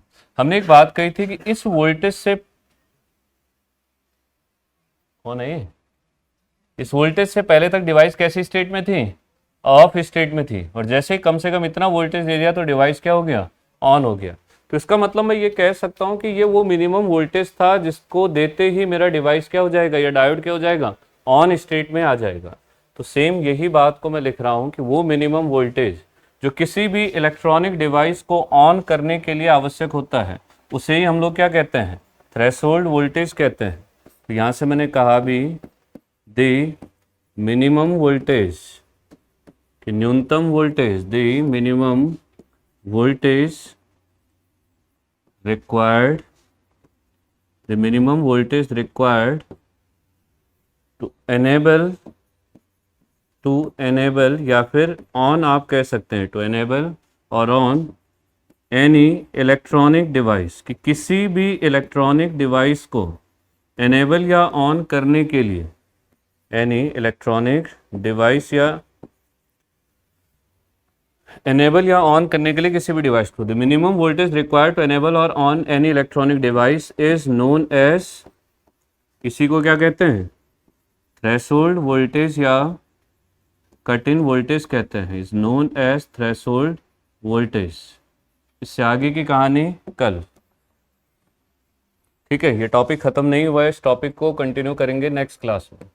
बस आपको अभी सिंपल सी बात याद रखनी है कि थ्रेशोल्ड वोल्टेज वो कम से कम वोल्टेज है जो मुझे किसी भी डिवाइस को ऑन करने के लिए आवश्यक होता है। ठीक है, कहने का मतलब जैसे कई बार आपने देखा होगा कि घरों में लाइट डिम आती है, कम आती है, तो हमारे कई ऐसे अप्लायंसेस होते हैं जो उठ नहीं पाते हैं, उस पर मतलब ऑपरेट नहीं कर पाते हैं। तो हर डिवाइस के लिए, हर एलिमेंट के लिए एक मिनिमम वोल्टेज फिक्स होता है कि जब उस पर उतनी सप्लाई कम से कम जाएगी तभी वो क्या होगी, आपकी ऑन स्टेट या कंडक्टिंग स्टेट में आएगी। तो वही जो मिनिमम वोल्टेज होता है उसी को क्या कहते हैं, थ्रेशोल्ड वोल्टेज कहते हैं। किसी का कोई डाउट हो तो पूछ सकते हैं, वैसे तो मुझे पता था तुम नहीं पूछोगे। चलो आज के लिए धन्यवाद। नहीं से पूछा, ब्रेकडाउन वोल्टेज की नी वोल्टेज बोलते हैं, हाँ भाई हाँ, वो परसों लिखाएंगे सब कुछ, परसों मतलब कल लिखाएंगे।